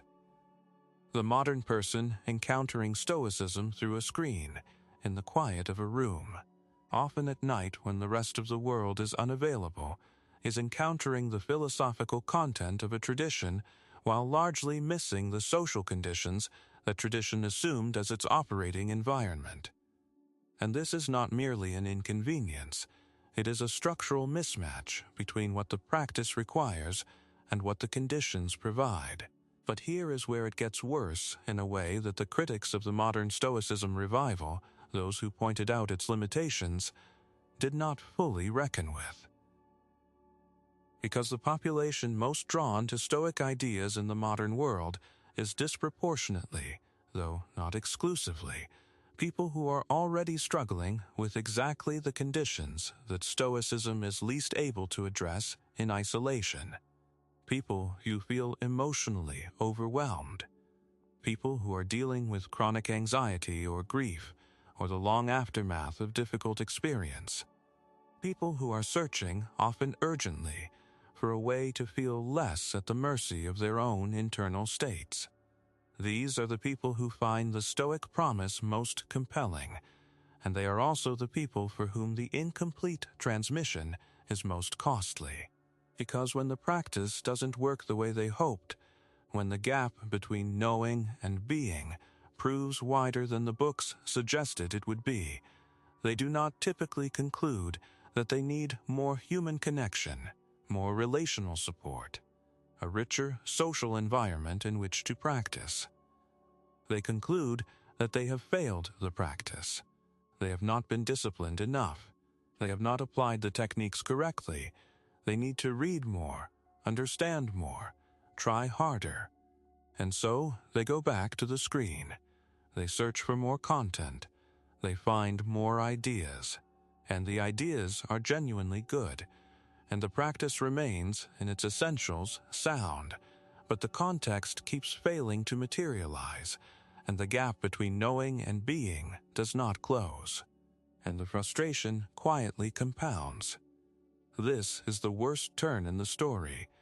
Not because anything has been destroyed, not because the Stoic tradition has failed, not because the modern therapeutic research was wrong, but because the convergence of all these genuine goods, ancient wisdom, clinical validation, widespread accessibility, mass distribution, happened in a context so structurally deficient in its relational infrastructure that the goods were consistently under-delivering on their potential. The problem was not the wisdom. The problem was the vessel. And then you add one more layer, the one that changes everything that came before. The relationship between the Stoic practice and time. Not time in the sense of historical time, though that has mattered enormously to this story. Time in the sense of the specific hours of the day in which a human being is most capable of the kind of honest self-examination the practice requires. And this is where something the ancient Stoics did, something they took seriously as a distinct discipline, begins to look not like a historical curiosity, but like a necessary corrective to everything the modern context has been getting wrong. The Stoics, with a consistency that amounts to a school-wide practice, rather than merely individual habit, engaged in deliberate evening reflection. This was not casual. It was structured. Seneca describes his own version of it in one of his letters to Lucilius, where he writes that each night before he sleeps, he examines his whole day. He asks himself 3 questions, in sequence. Where did I go wrong? What did I do well? What could I have done better? He writes that this review is not an accusation, but a conversation with himself, conducted with the gentleness of a fair judge rather than the harshness of a critic. And he reports that the result is a quality of sleep that he describes as deep and untroubled, because the day has been given its account and can be set down. Marcus Aurelius's meditations bear the marks of this practice throughout. Many entries have the quality of an evening accounting, a looking back over the day's events and encounters and asking what they meant, what they revealed, what they might have been handled differently. The journal was his method of conducting this examination in written form, which meant that the examination was slowed down, made precise, made available for return and revision in a way that purely mental reflection could not achieve. Epictetus instructed his students in a morning and evening practice that he attributed to the earlier Pythagorean tradition, but that fits seamlessly into the Stoic framework. In the morning, before engaging with the day, you consider what the day is likely to bring, and you orient yourself. Not to predict or to plan in the modern managerial sense, but to remind yourself of your values and your commitments before the pressure of events makes it harder to access them. In the evening, you review, you assess, you make the account, and then you rest. This particular rhythm, morning orientation and evening review, is something that modern sleep research has converged on from an entirely different direction. The period before sleep turns out to be one of the most neurologically significant of the entire day. The brain, as it begins the transition toward sleep, engages in a process of memory consolidation, sorting through the day's experiences. deciding what to retain, what to discard, what connections to strengthen, what to let go. The emotional tone of this consolidation process matters. Research on what is called pre-sleep cognitive arousal, the rumination, worry, and unresolved emotional material that disrupts sleep, shows clearly that the content and quality of thought in the hour before sleep significantly affects both the quality of sleep itself and the mood state on waking the following morning. In other words, the Stoics were structuring their evening reflection at the most neurologically receptive moment of the entire day, the moment when the day's experiences were about to be processed and consolidated at a level below conscious access. The evening review was not just a philosophical practice. It was, though they could not have known this in these terms, a form of guided neural consolidation. The question Seneca asked himself, where did I go wrong? What did I do well? What could I have done better? Were being asked at exactly the moment when the brain was most ready to integrate their answers into the fabric of the self. And now consider the modern person who encounters Stoic content at night, often specifically before sleep, often precisely because they cannot sleep, often precisely because the day has left them carrying something unresolved that their body will not let them set down without help. They are arriving at the practice at the right moment. They are, in the neurological sense, in the optimal state for the kind of examination and release the tradition was always pointing toward. The problem has never been the timing. The problem has been that the transmission they received did not know how to meet them there. Because what the evening practice requires is not more information. By the time the mind is quieting toward sleep, it has had enough information. What the evening practice requires is a quality of presence, a way of being with what the day has brought. That is neither the frantic problem-solving of anxious review nor the passive surrender of distraction. Something in between. Something that holds the day's contents without grasping them, that examines without prosecuting, that allows whatever needs to be felt without insisting that it be resolved before the eyes close. That is what you are being offered right now. What you are being offered right now is the complete practice, not the summary, not the concept, but the actual movement through the exercises that the Stoics used to prepare for sleep, and that the 2,000 years since have not improved upon in their essential structure, only confirmed. The journey through the tradition, from Zeno's porch to Epictetus's school, to Marcus's frontier journal to the therapy rooms of the 20th century and the neuroscience laboratories of the 21st, all of it has been pointing toward this particular moment, this particular practice, in this particular state of partial quiet in which you now find yourself. So let us actually do it, not talk about it. Do it. The first movement is the simplest and the most underestimated. Before anything else, before any examination or review or reflection, you simply acknowledge where you are, not where you wish you were, not where you think you should be, where you actually are. You are here. Your body is here. Your breath is here. The weight of the day is here, still present in the way your shoulders might be holding, in the quality of the thoughts that are still moving through your mind even now. You are not in the past, though the mind will try to take you there. You are not in the future, though the mind will try to take you there too. You are here, in this moment, in this body, with this breath. The Stoics called this beginning of the evening practice the return to center, not a metaphor for a psychological state, but a literal instruction. Come back. You have been many places today. You have been in conversations that pulled you in different directions. You have been in situations that triggered your automatic responses, your old patterns, your unexamined beliefs. You have been in your fears about what might happen, and your regrets about what already did. Come back from all of that. Come back to where you actually are. The practice cannot begin from somewhere else.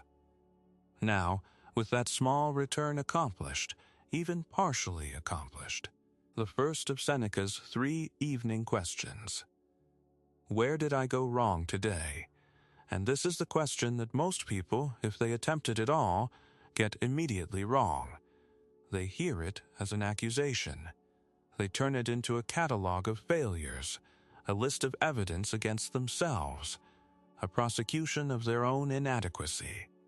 That is not what Seneca meant. He was explicit about this. He conducted this review as a fair judge, not a harsh one. The question is not, what did I do wrong so that I can feel appropriately bad about it? The question is, what happened today that I could learn from? What situation revealed something about my automatic patterns? What moment showed me where my practice is still incomplete? Think back over today, not in a rush, not scanning for the largest failure, but slowly, the way you might walk through a house at the end of the evening, checking that the windows are closed. What moment today pulled you most off-center? Not the external event itself, but your response to it. Was there a moment when someone said something and you felt a sharp surge of reaction before you had a chance to think? Was there a moment when a plan changed and you noticed a tightening, a resistance, a reaching for control that the situation did not require? Was there a conversation where you said something and knew, even as you said it, that you were speaking from fear or from pride rather than from your actual values? Whatever you find, look at it without prosecution. You are not trying to assign guilt. You are trying to understand mechanism. What was the automatic impression that arrived before you could examine it? What did your mind tell you the situation meant before you had verified the meaning? Epictetus's discipline of assent was not a demand for perfection. It was an invitation to curiosity. What was the judgment underneath the reaction? And was that judgment actually true? This is where the dichotomy of control does its most practical work, not as an abstract principle, but applied to the specific moment you are reviewing. In that moment of reaction, whatever it was, what part of the situation was actually within your control? Your choice of words, your tone, whether you engaged at all, the interpretation you brought to what the other person said or did, the meaning you assigned to the changed plan or the unexpected obstacle. These things were yours. The other person's behavior was not yours. The plan changing was not yours. The external event that triggered the reaction was not yours. What was yours, and is always yours, is the response. If in that moment you gave your response over to the automatic reaction, that is information, not condemnation. Information about where the practice is still developing. And here is the second question. What did I do well? This question is not optional. It is not a courtesy added to soften the first question. It is essential, and the Stoics were insistent about it, because a practice that only identifies failure is a practice that gradually teaches the practitioner that they are fundamentally deficient, which produces the opposite of equanimity. It produces the kind of chronic self-critical alertness that is one of the most reliable paths to the anxiety the practice is meant to address. Where today did you choose well? Where did you notice an automatic reaction beginning and pause before acting on it? Where did you respond to difficulty with something that looked more like your actual values than like your oldest patterns? Where did you remember, even briefly, that what was happening outside you was not within your control, and let it pass without adding the suffering of resistance to the discomfort of the situation itself? These moments existed today. They exist every day for everyone who is genuinely trying, even when the trying is clumsy and inconsistent. Find one. That is all. Just one. And the third question. What could I have done better? This is the question that closes the loop, that turns the review from mere accounting into actual learning. Not what should I have done better in the sense of judgment, but in the sense of practical possibility. Given what you now know, given the moment you identified in the first question, and the resource you identified in the second, what specific different choice was available to you in the moment that did not go the way you would have wished? Can you see it clearly? Not to punish yourself for not having taken it, but to make it more available next time. The brain that has walked through an alternative response in calm evening review is more likely to find that response accessible when the situation next arises. This is the practice of the advanced preparation Marcus Aurelius described, turned backward into the day that has already happened. When these three questions have been given their due, not rushed, not performed, but genuinely engaged with, however briefly and imperfectly, something shifts. The day has been given its account. You have looked at it honestly, with fairness, without the two extremes of denial on one side and prosecution on the other. And something about having looked at it honestly makes it possible to set it down. Not because the looking resolved everything. Some things in the day will carry into tomorrow, and that is fine.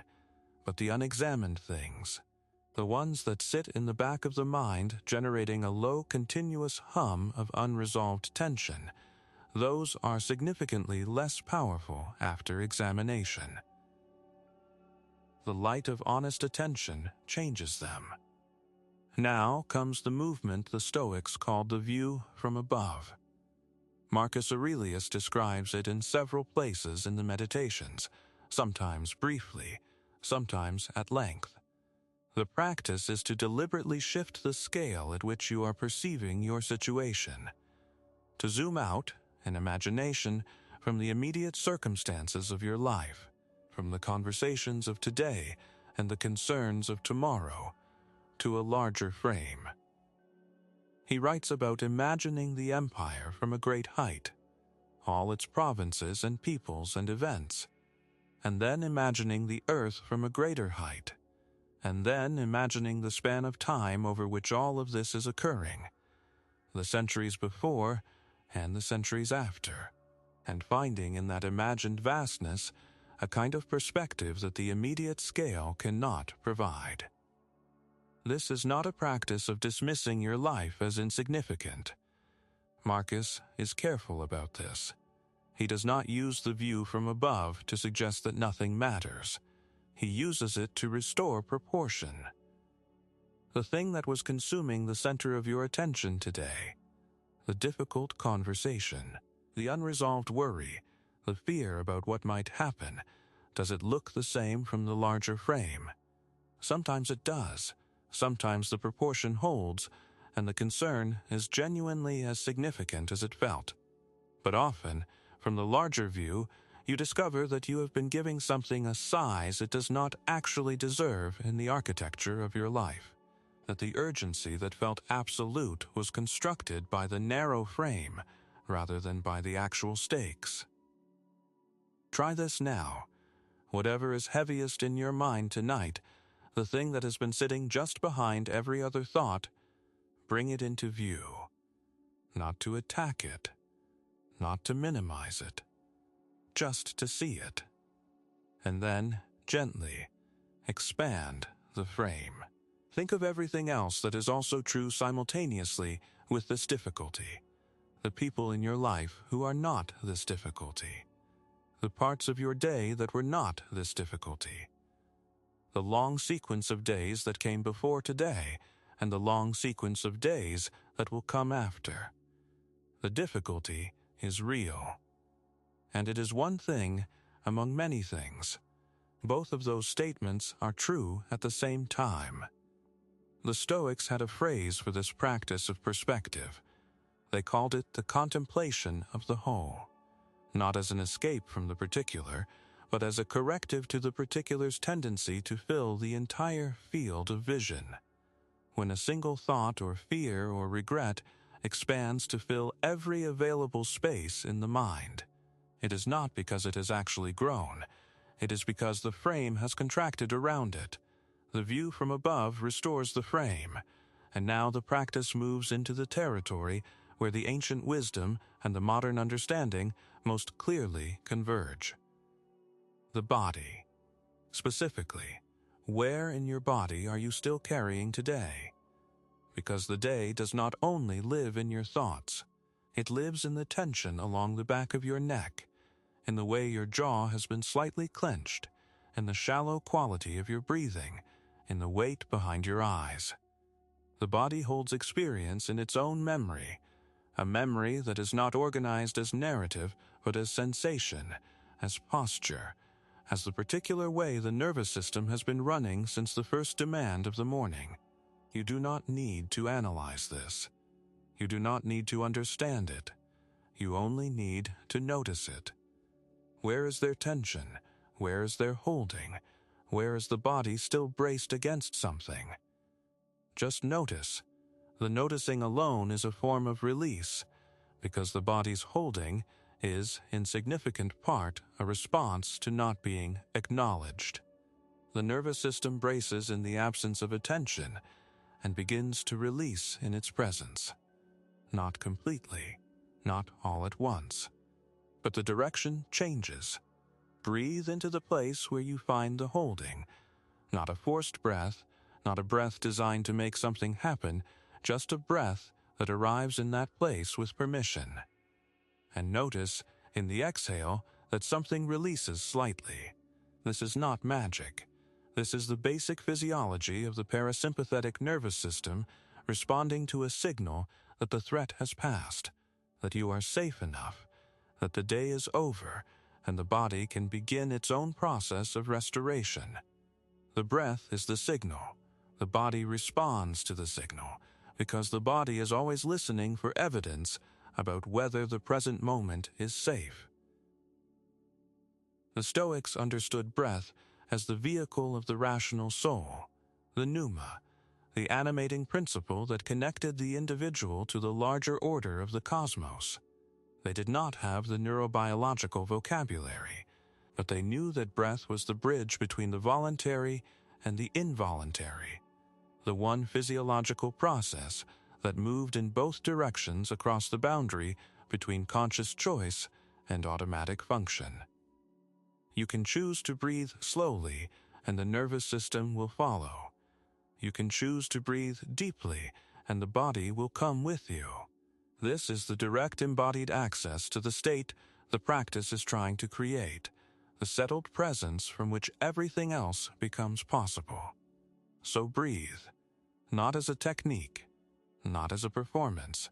Just breathe, and let the breath do what it knows how to do, which is to remind the body that you are here, that you are safe, that the day has been given its account and can now be set down.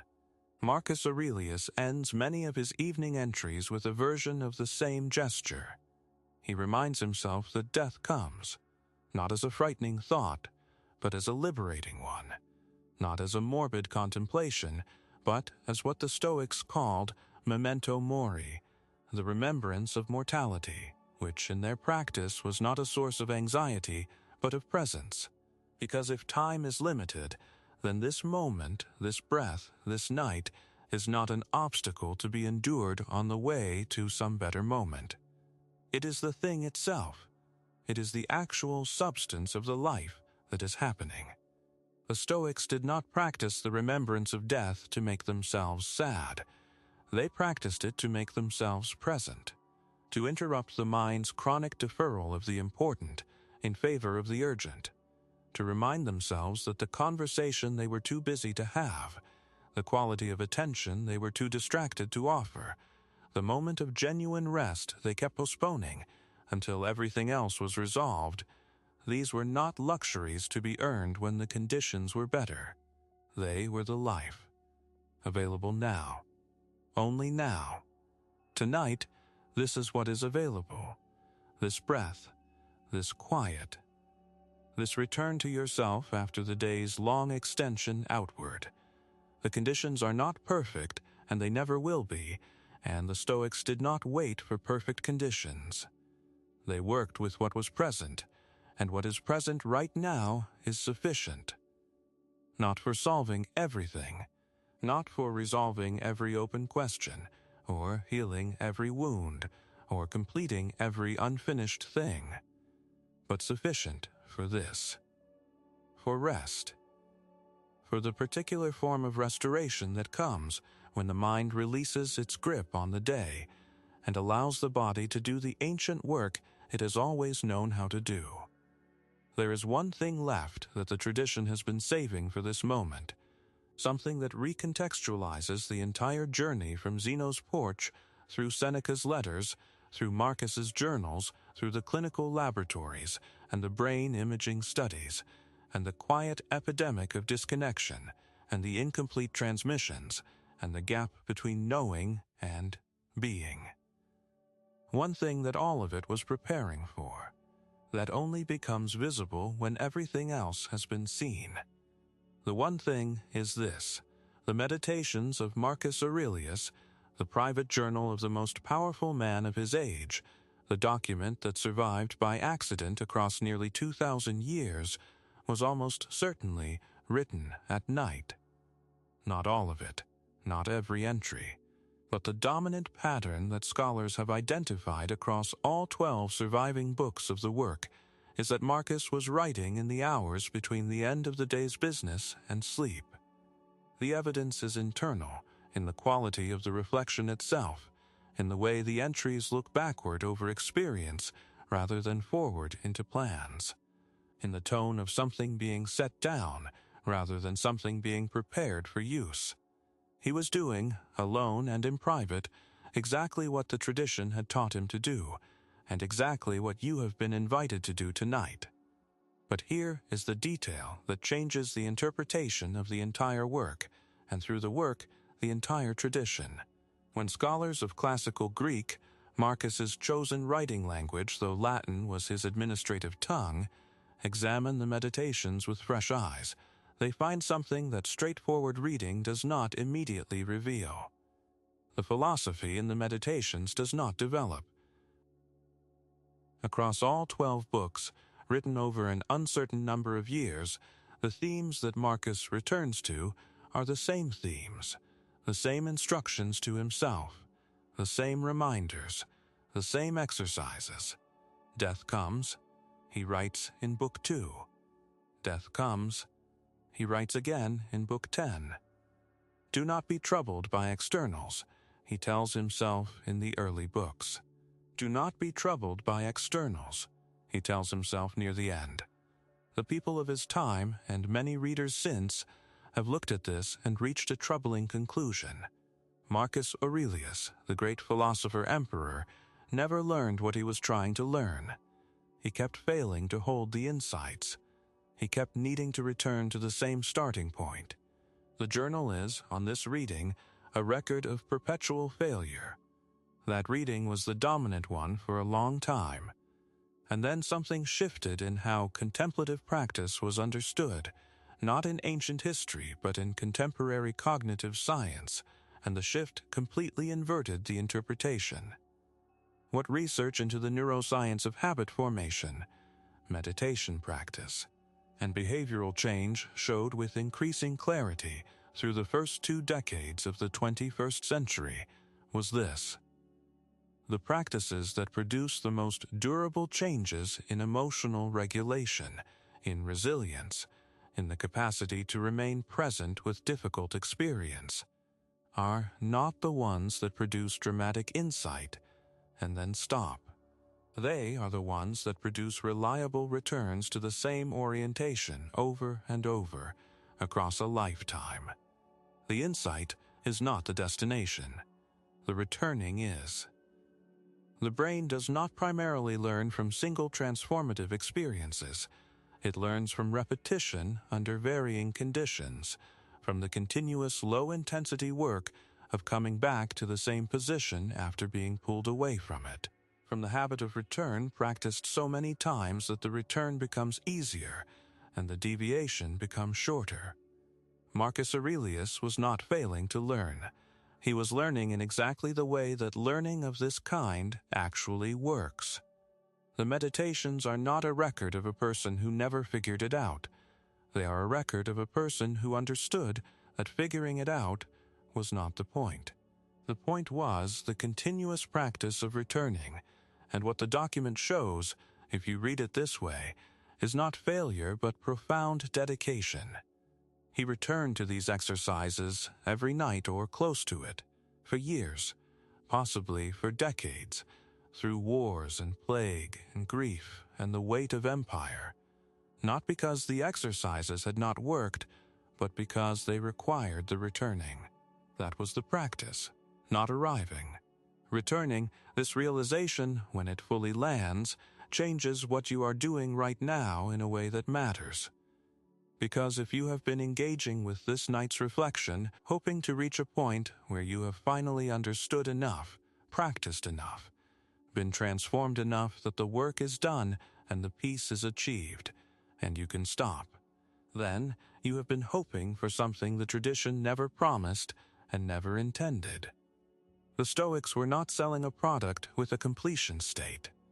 They were describing a practice with an indefinite horizon, a way of being in relationship with your own life that does not end because the life does not end, that requires renewal, because the pressures that pull you off center do not stop, that is itself the activity rather than the path to some other activity.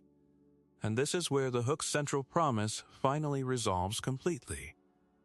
You came here tonight asking, implicitly or explicitly, whether the ancient wisdom of the Stoics could help you rest more peacefully, not just tonight, but in general, whether there was something in what they discovered and what they taught, in the long and difficult and often surprising history of how their ideas have moved through time and been tested and validated and complicated and partially corrected and partially extended, that was genuinely useful for the specific difficulty of being a human being in this particular era. The answer the tradition offers is not that it will make the difficulty disappear. It is something more honest and more durable than that. The answer is that you already have everything you need to practice this, not to complete it, to practice it. You have a mind that can observe itself, however imperfectly. You have a breath that is always available as an anchor to the present moment. You have the capacity to ask, however reluctantly and however often you have to ask it again, what in this situation is actually within my control? You have the capacity to notice an automatic reaction and sometimes to pause before acting on it. You have the capacity to look back at the day with something other than prosecution. You have the capacity to feel the weight of what is genuinely difficult without adding the unnecessary weight of resistance to what cannot be changed. These are not small things. They are not trivial capacities that anyone possesses naturally without effort. The Stoics spent their lives cultivating them and reported the work as genuinely difficult. The modern therapeutic traditions that confirmed their insights required clinical trials and meta-analyses and decades of refinement to establish their efficacy. The neuroscientists who mapped the brain changes associated with the relevant practices were working at the frontier of what was measurable. None of this was obvious. None of it was easy. And yet here it is, available to you, now, because enough people across enough centuries cared enough about human suffering and human freedom to keep returning to the same essential questions and recording what they found. There is something the Stoics discovered about the specific relationship between this kind of practice and sleep that has not yet been named directly, though it has been present in everything that has been building toward this moment. The ancient practice of the evening review, the questions Seneca asked himself, the return to center Marcus made each night, the morning and evening structure Epictetus taught his students. These were not primarily philosophical exercises in the sense of academic philosophy. They were practices designed to accomplish something specific in the body and the nervous system, to allow the day to be processed and set down rather than carried into sleep unexamined, to bring the mind to a state of settled completeness before rest that made rest genuinely restorative rather than a mere suspension of the day's anxiety. What the modern sleep research confirms is that this is not a metaphor. The quality of pre-sleep cognition, specifically whether you are processing and releasing the day's emotional content or ruminating on it without resolution, is one of the most significant predictors of sleep quality and next-day emotional regulation. The person who carries unexamined fear and unresolved frustration and unnamed grief into sleep does not leave those things at the door of consciousness when sleep arrives. They are taken in, and they affect the architecture of sleep itself, reducing the depth and restorative quality of the slow-wave stages, increasing physiological arousal at the times when the nervous system most needs quiet. The evening review is, in this light, not an optional philosophical luxury. It is maintenance. The way you maintain a fire by adding wood before you sleep so that it is warm when you wake. The way you close the door before you rest so that the night wind does not disturb what needs to remain still. The review closes the open loops that would otherwise keep the mind running, not by resolving them, because many of them cannot be resolved tonight, but by acknowledging them, by saying, "I see you, I know you are here, I will return to you when I can, and for now I am setting you down." The mind will accept this. The mind's resistance to sleep is largely, though not entirely, a resistance to unacknowledged material. Give the material its acknowledgement, and the resistance often softens. Now comes the final surprising detail, and it requires going back to the meditations one more time. Because there is something about how the text ends that scholars noticed long ago, but whose full significance has perhaps never been adequately explained. The final book of the Meditations, Book 12, ends mid-thought, not with a grand concluding statement, not with a philosophical summation of what Marcus had learned across his years of writing, not with an arrival. The last surviving entry is a brief reflection, and then the text simply stops, the way a conversation stops when someone is called away or falls asleep, without ceremony, without formal close. For a long time this was explained as a textual accident. The manuscript was copied imperfectly, the ending was lost. What we have is a fragment of something that was once complete. That explanation may be correct. The manuscript history of the Meditations is fragmentary and uncertain, and it is genuinely possible that more was written and has not survived. But there is another reading, and it is one that the tradition as a whole supports. Marcus may have died still writing, still in the middle of the practice, not having arrived at a final insight that could serve as a proper ending. Because the practice does not arrive at final insights. It continues until it cannot continue. The meditations end without an ending, because a life lived in continuous practice does not resolve into a conclusion. It simply continues, and then stops, and the practice was the whole of it, not a means to some other end. Marcus Aurelius died in 180 C on a military campaign near what is now Vienna, in the middle of the long wars along the Danube frontier that had occupied much of the second half of his reign. He was 58 years old. He had been emperor for 19 years. He had spent those years, by every account, trying to do his work with virtue and to understand himself with honesty. And the fact that his private journal, never intended for any reader, was the document by which he would most lastingly shape the world, is itself a kind of illustration of the Stoic argument. The most important work is the interior work. The most durable contribution is not the policy or the campaign or the achievement visible to others, but the quality of character developed in private, in the quiet, in the honest examination of a life as it is actually being lived. And here is what that means for you, specifically, tonight, the practice you have been engaged in across the length of this night, the listening, the allowing, the small acts of honest examination and gentle release, all of it constitutes a version of exactly what Marcus was doing when he wrote. Not a lesser version, not an inferior approximation of something that only works for emperors and slaves and exiled statesmen in the ancient world.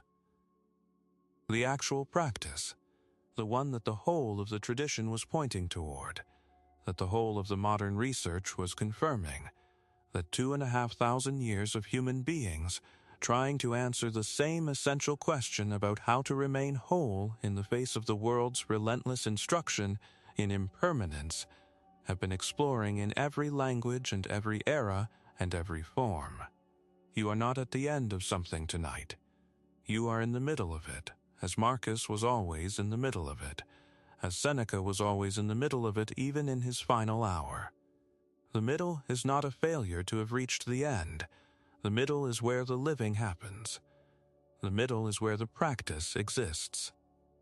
And the practice, when it is genuine and when it is met with the kind of honest attention you have brought to it tonight, produces something that is not the dramatic resolution of every difficulty, but is arguably more valuable.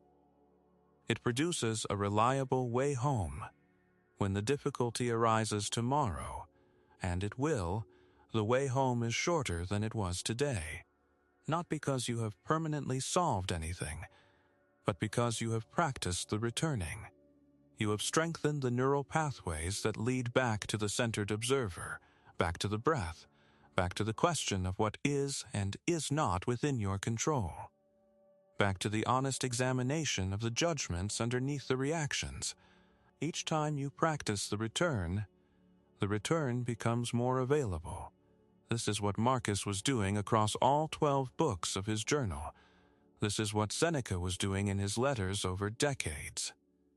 This is what Epictetus was teaching when he said that philosophy is not about words, but about the actual conduct of your life, measured moment by moment, in the small choices that no one sees. What the tradition preserved across its 12th-century gap and its incomplete modern transmission, and all the ways the wisdom got stripped of its context and commodified and misunderstood. What persisted through all of that was the essential practice itself. The returning, the breath, the honest question, the willingness to look without prosecuting, the acknowledgement that what is outside your control is genuinely outside it, and that the energy spent fighting that boundary is energy that could serve the things that are genuinely yours. Tonight, you have spent time in this practice. However imperfectly, however partially, however much the mind wandered and returned and wandered again. That is the practice, correctly done. The wandering and the returning are not two things, they are one thing. The returning is only possible because of the wandering. You cannot come home from a place you never left. Sleep, when it comes, will find a mind that has given the day its honest account and set it down. A nervous system that has been offered the signal, through breath and through the acknowledgement of what is and is not yours to carry, that the threat level has dropped and the restoration can begin.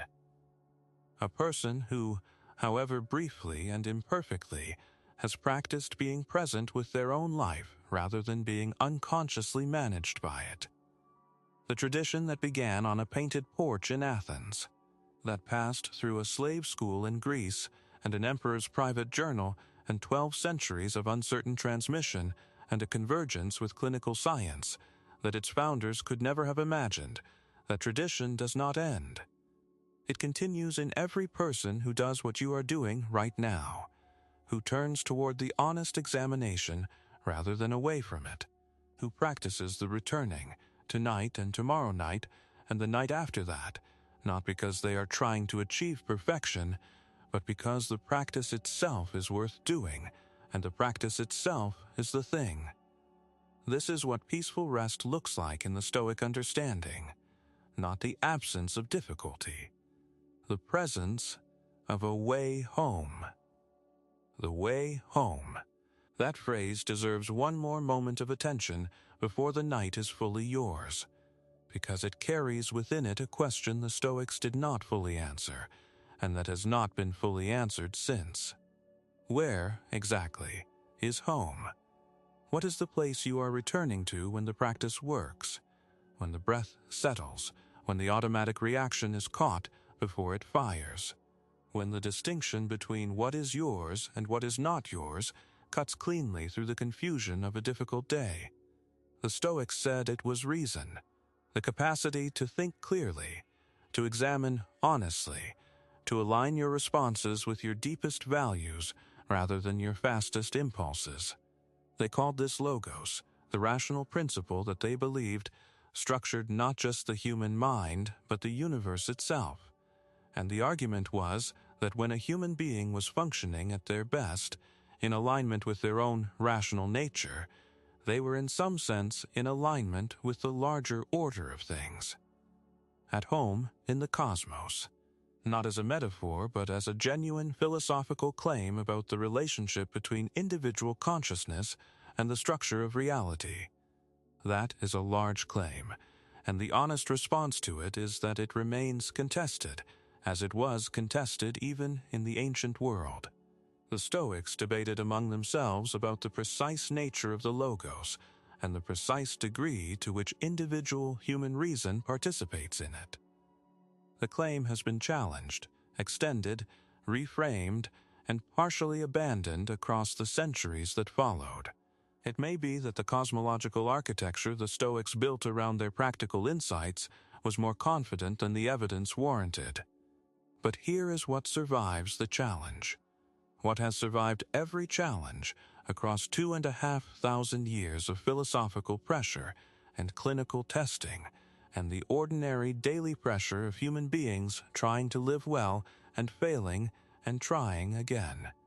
The practical core, the practices themselves, the breath, the honest examination, the distinction between what you govern and what you do not, the evening review, the view from above, the returning, survive every challenge to the cosmology that once housed them.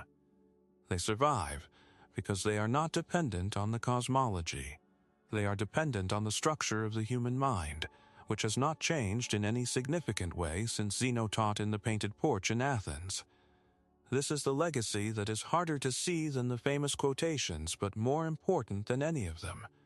Not the sentences, though the sentences are genuinely beautiful and genuinely wise. The practice. The practice is what the tradition was always protecting, always transmitting, sometimes poorly and sometimes brilliantly, through every form it has taken from the ancient school to the monastery, copyist to the Renaissance humanist to the mid-century clinician to thee, researcher in the brain, imaging laboratory to the person at home in thee, dark with a phone or a speaker, or simply with the memory of words that landed somewhere true.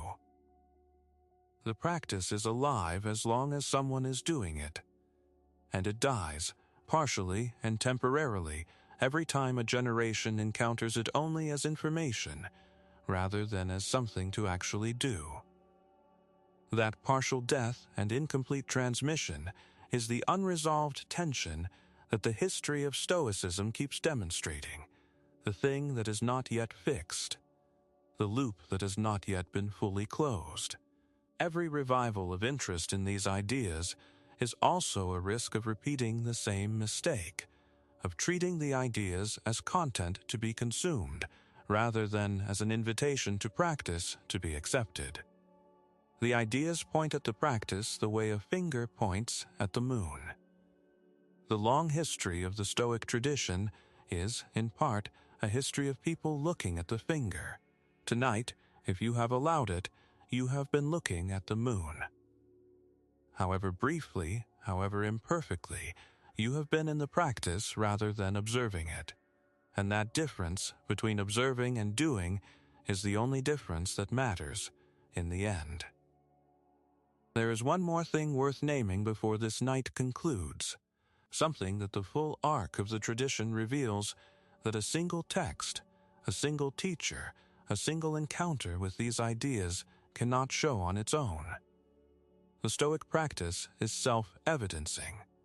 That is to say, the evidence that it works is not primarily external, not primarily found in the research literature or the historical record, though both of those confirm it.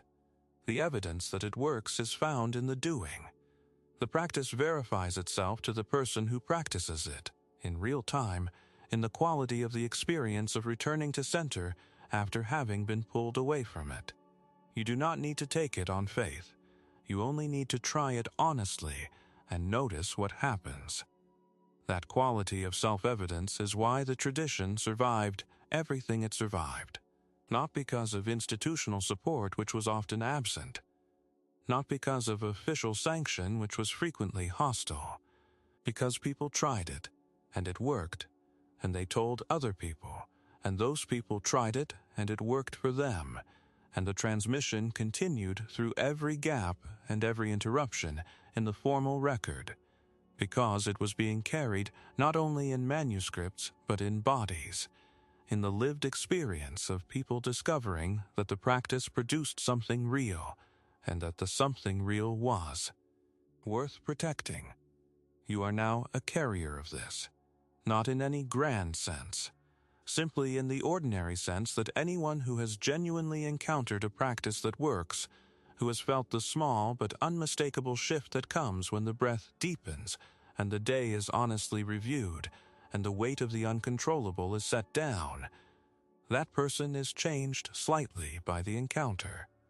The change is not dramatic. It does not announce itself.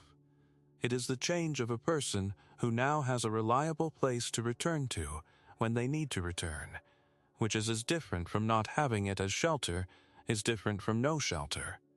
Tomorrow will bring its own demands.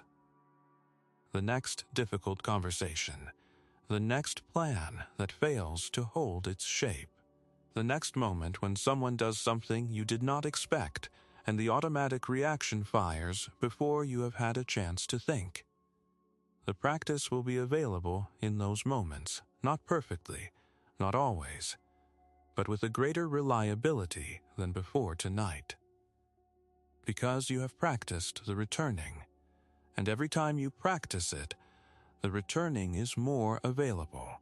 Seneca wrote in the last years of his life that he found more consolation in the progress he observed in himself than anxiety in the distance he still had to travel. He was not claiming to have arrived. He was describing the particular quality of contentment available to the person who is genuinely on the way, who can feel the direction of movement even when the destination remains somewhere beyond sight. That contentment is not dependent on completion. It is available now, in the middle of the journey, to anyone who is honestly traveling. Rest now. The practice has done what it can do for tonight. The day has been given its account. The body has been offered its signal. The tradition that began in a painted porch in Athens has reached this particular moment, this particular night, this particular person, and what it brought with it was not answers to every question, but something that the ancient and modern sources agree is more valuable: a practice, a way, a reliable path back to yourself when the distance has grown and the noise has been too much and the hour has gotten late, and the thing you need most is not more information, but the simple, difficult, endlessly renewable capacity to come home. If this night has served you, if the voices from across the centuries have been useful company in the dark, consider coming back. There is always more to explore, always another layer of the tradition to encounter, always another application of these ideas to the specific texture of a life being lived right now. Subscribe if you want to continue the conversation, and share this night with someone you know who is carrying something heavy, because the practice is better, as the Stoics always knew, when it is not carried alone. Sleep well. The morning is coming, and you will meet it as someone who has spent this night doing something the most serious minds of 2,500 years considered the most important work available to a human being. The interior work, the honest examination, the practice of remaining whole. You have not finished it, you have done it, and there is a significant difference between those two things, and the Stoics would have said that understanding the difference is where the wisdom begins.